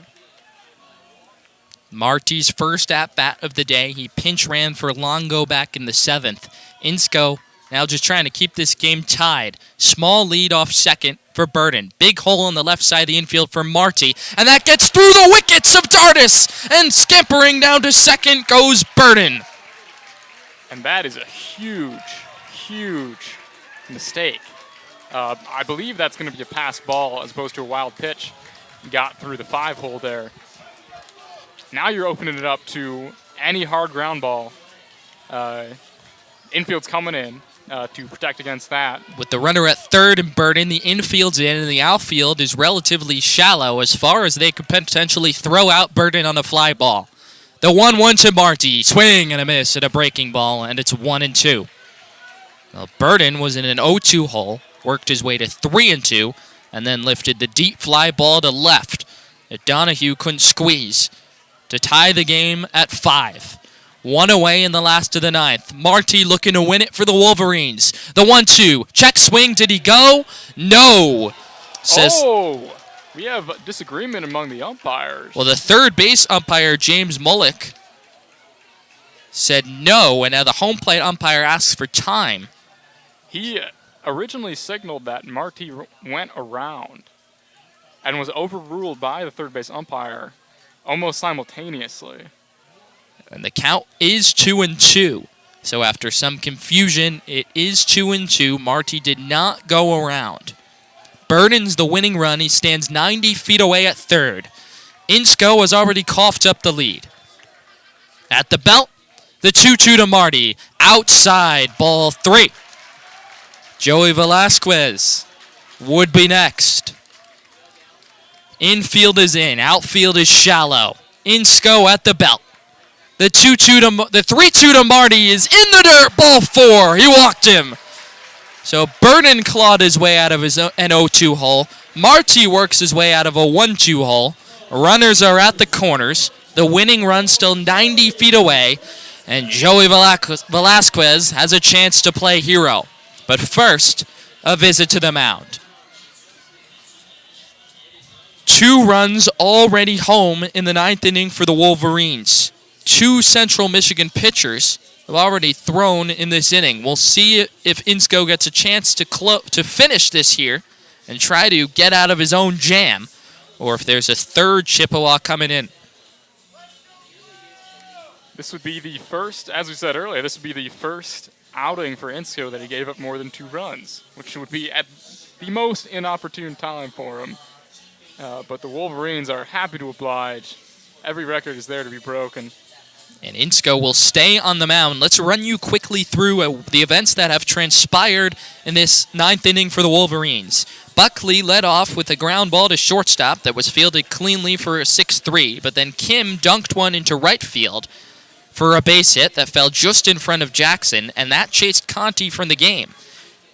Insko came in and walked Jeffries on 4 pitches, and then Burden, after a wild pitch, moved both runners into scoring position, lifted a deep drive to left that Donahue couldn't squeeze, and it was a double.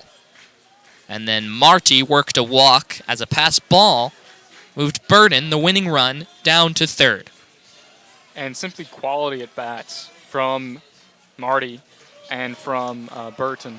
And they're going to intentionally walk Velasquez. Velasquez will be intentionally walked, which incites a chorus of boos from the faithful here at Ray Fisher. It'll bring Dylan Stanton to the plate. Now, Stanton is in the game because he had to play third when Mitch Voigt pitched the 9th, which took Flores out of the game. So Stanton, the third baseman, steps in.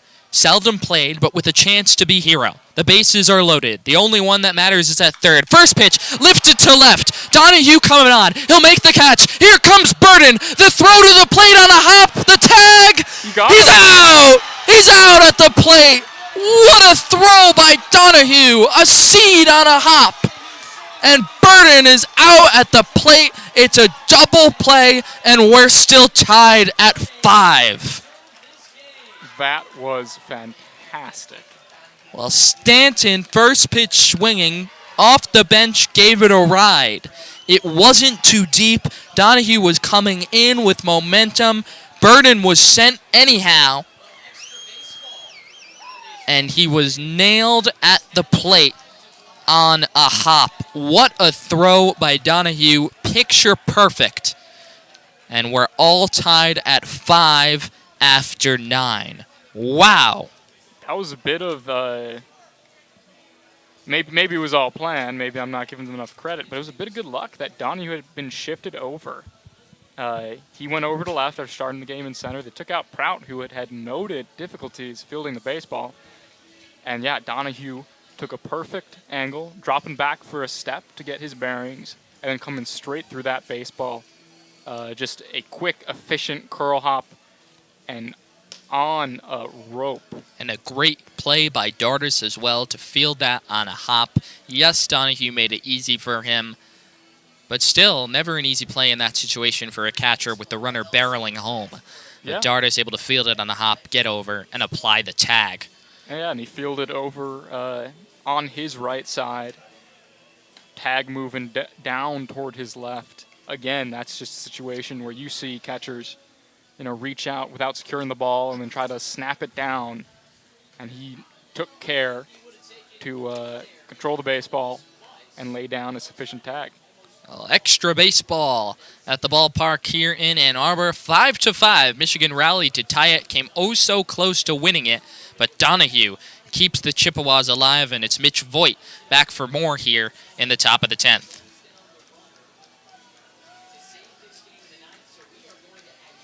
So we're going to extra innings here, top of the 10th in Ann Arbor. It'll be 8-9-1 in the Chippewa batting order against Voigt.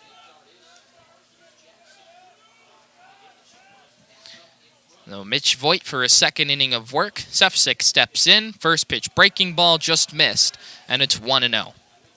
Voigt worked the ninth, struck out 3 batters, and danced around a single and a hit by pitch.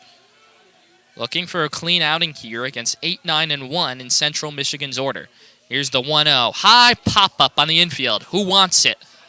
Voigt called off by the shortstop Jeffries. Scares everyone away and makes the catch. Good communication there. That was a ball that 4 players had a legitimate claim to.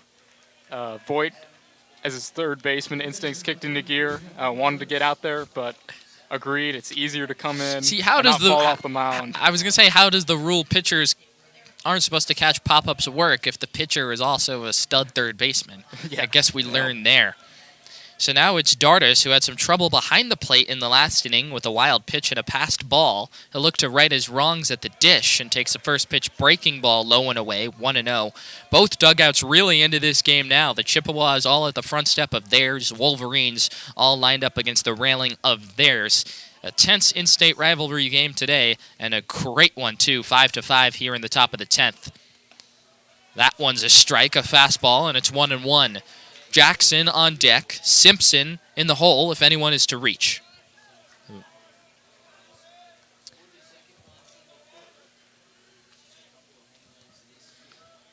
Here's Voigt's 1-1. Dartis lifts a high pop-up, same spot. Who wants it? Jeffress again, it's deja vu, and he makes a two-handed catch right near the bag for the second out of the inning. That's the third time that we've seen Voigt pop someone up so high in the air and just going absolutely nowhere. Well, Michigan's pitching has settled in a little bit. It was Zimmer who worked a 1-2-3 eighth. The first 1-2-3 of the day for Michigan's pitching. And now it's been Voigt who's pitching very well. Here with 2 away in the top of the 10th. First pitch is in for a strike to Jackson. 0-1. Voigt's the 7th pitcher that Tracy Smith has used today, trying to cobble his way to a win. Burden in shallow right field against the left-hand hitting Jackson, who led off this game a couple of hours ago with a home run. The 0-1 breaking ball just misses off the outside corner, and it's 1-1.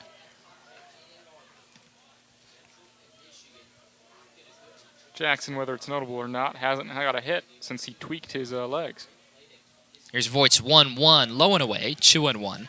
Simpson, the shortstop, is on deck. Voigt looking to send this to the bottom of the 10th, still tied. And he's also due to lead off the 10th. Voigt's 2-1 to Jackson. Fastball just missed, 3-1. Excellent pitch. There were some exclamations from the crowd. That one towed the line between the outside corner and the right-handed batter's box. Simpson in the on-deck circle, hoping to get a turn. Jackson ahead in the count, 3-1. Voigt's at the belt and deals. 3-1, chop to the right side. Van Remortel ranging to his right on the backhand. Over to Voigt, who's covering in time for the final out of the inning. It's a 1-2-3 top of the 10th for Voigt. And Mitch Voigt is due to bat in the bottom of the 10th as Michigan tries to walk us off.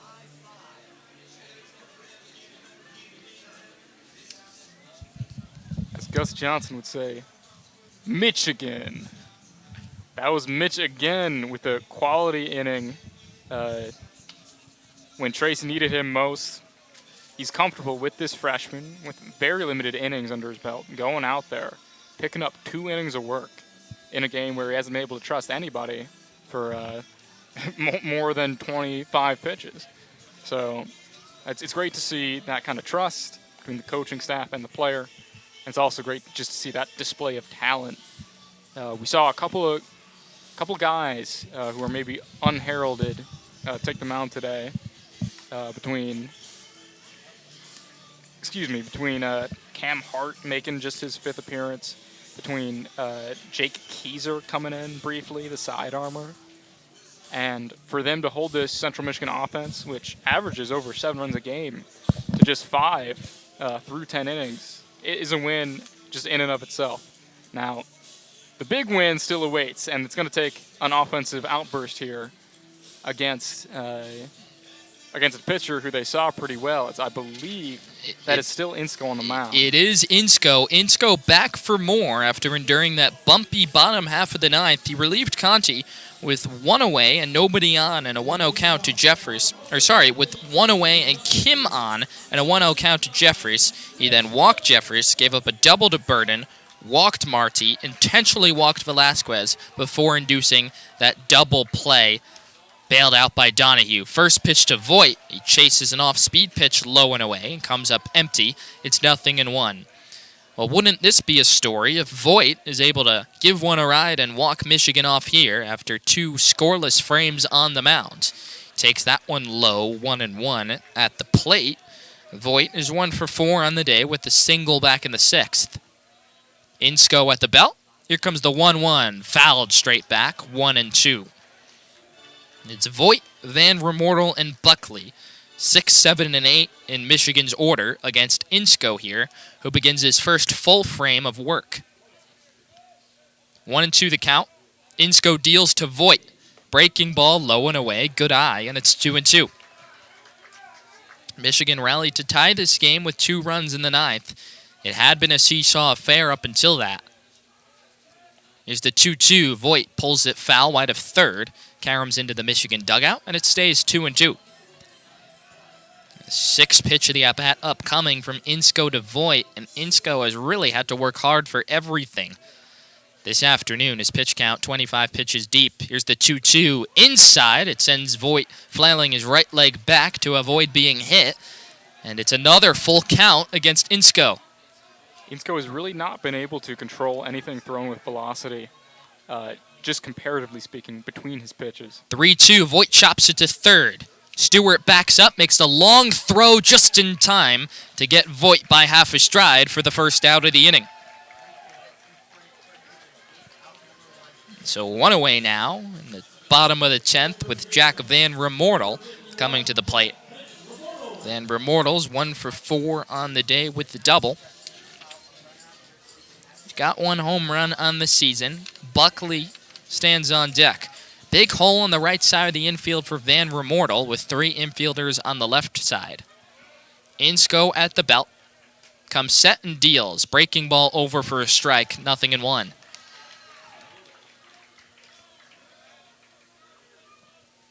Van Remortel doubled way back in the 2nd during his first at-bat. Sent Jackson back to the wall and right as that one dips inside. 1-1.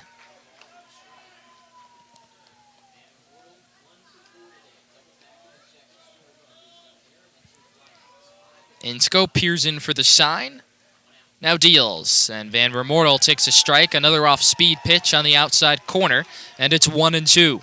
He's been able to command that mid-70s slur that he's got. But once he tries to dial up a two-seamer, it's just fading away every time.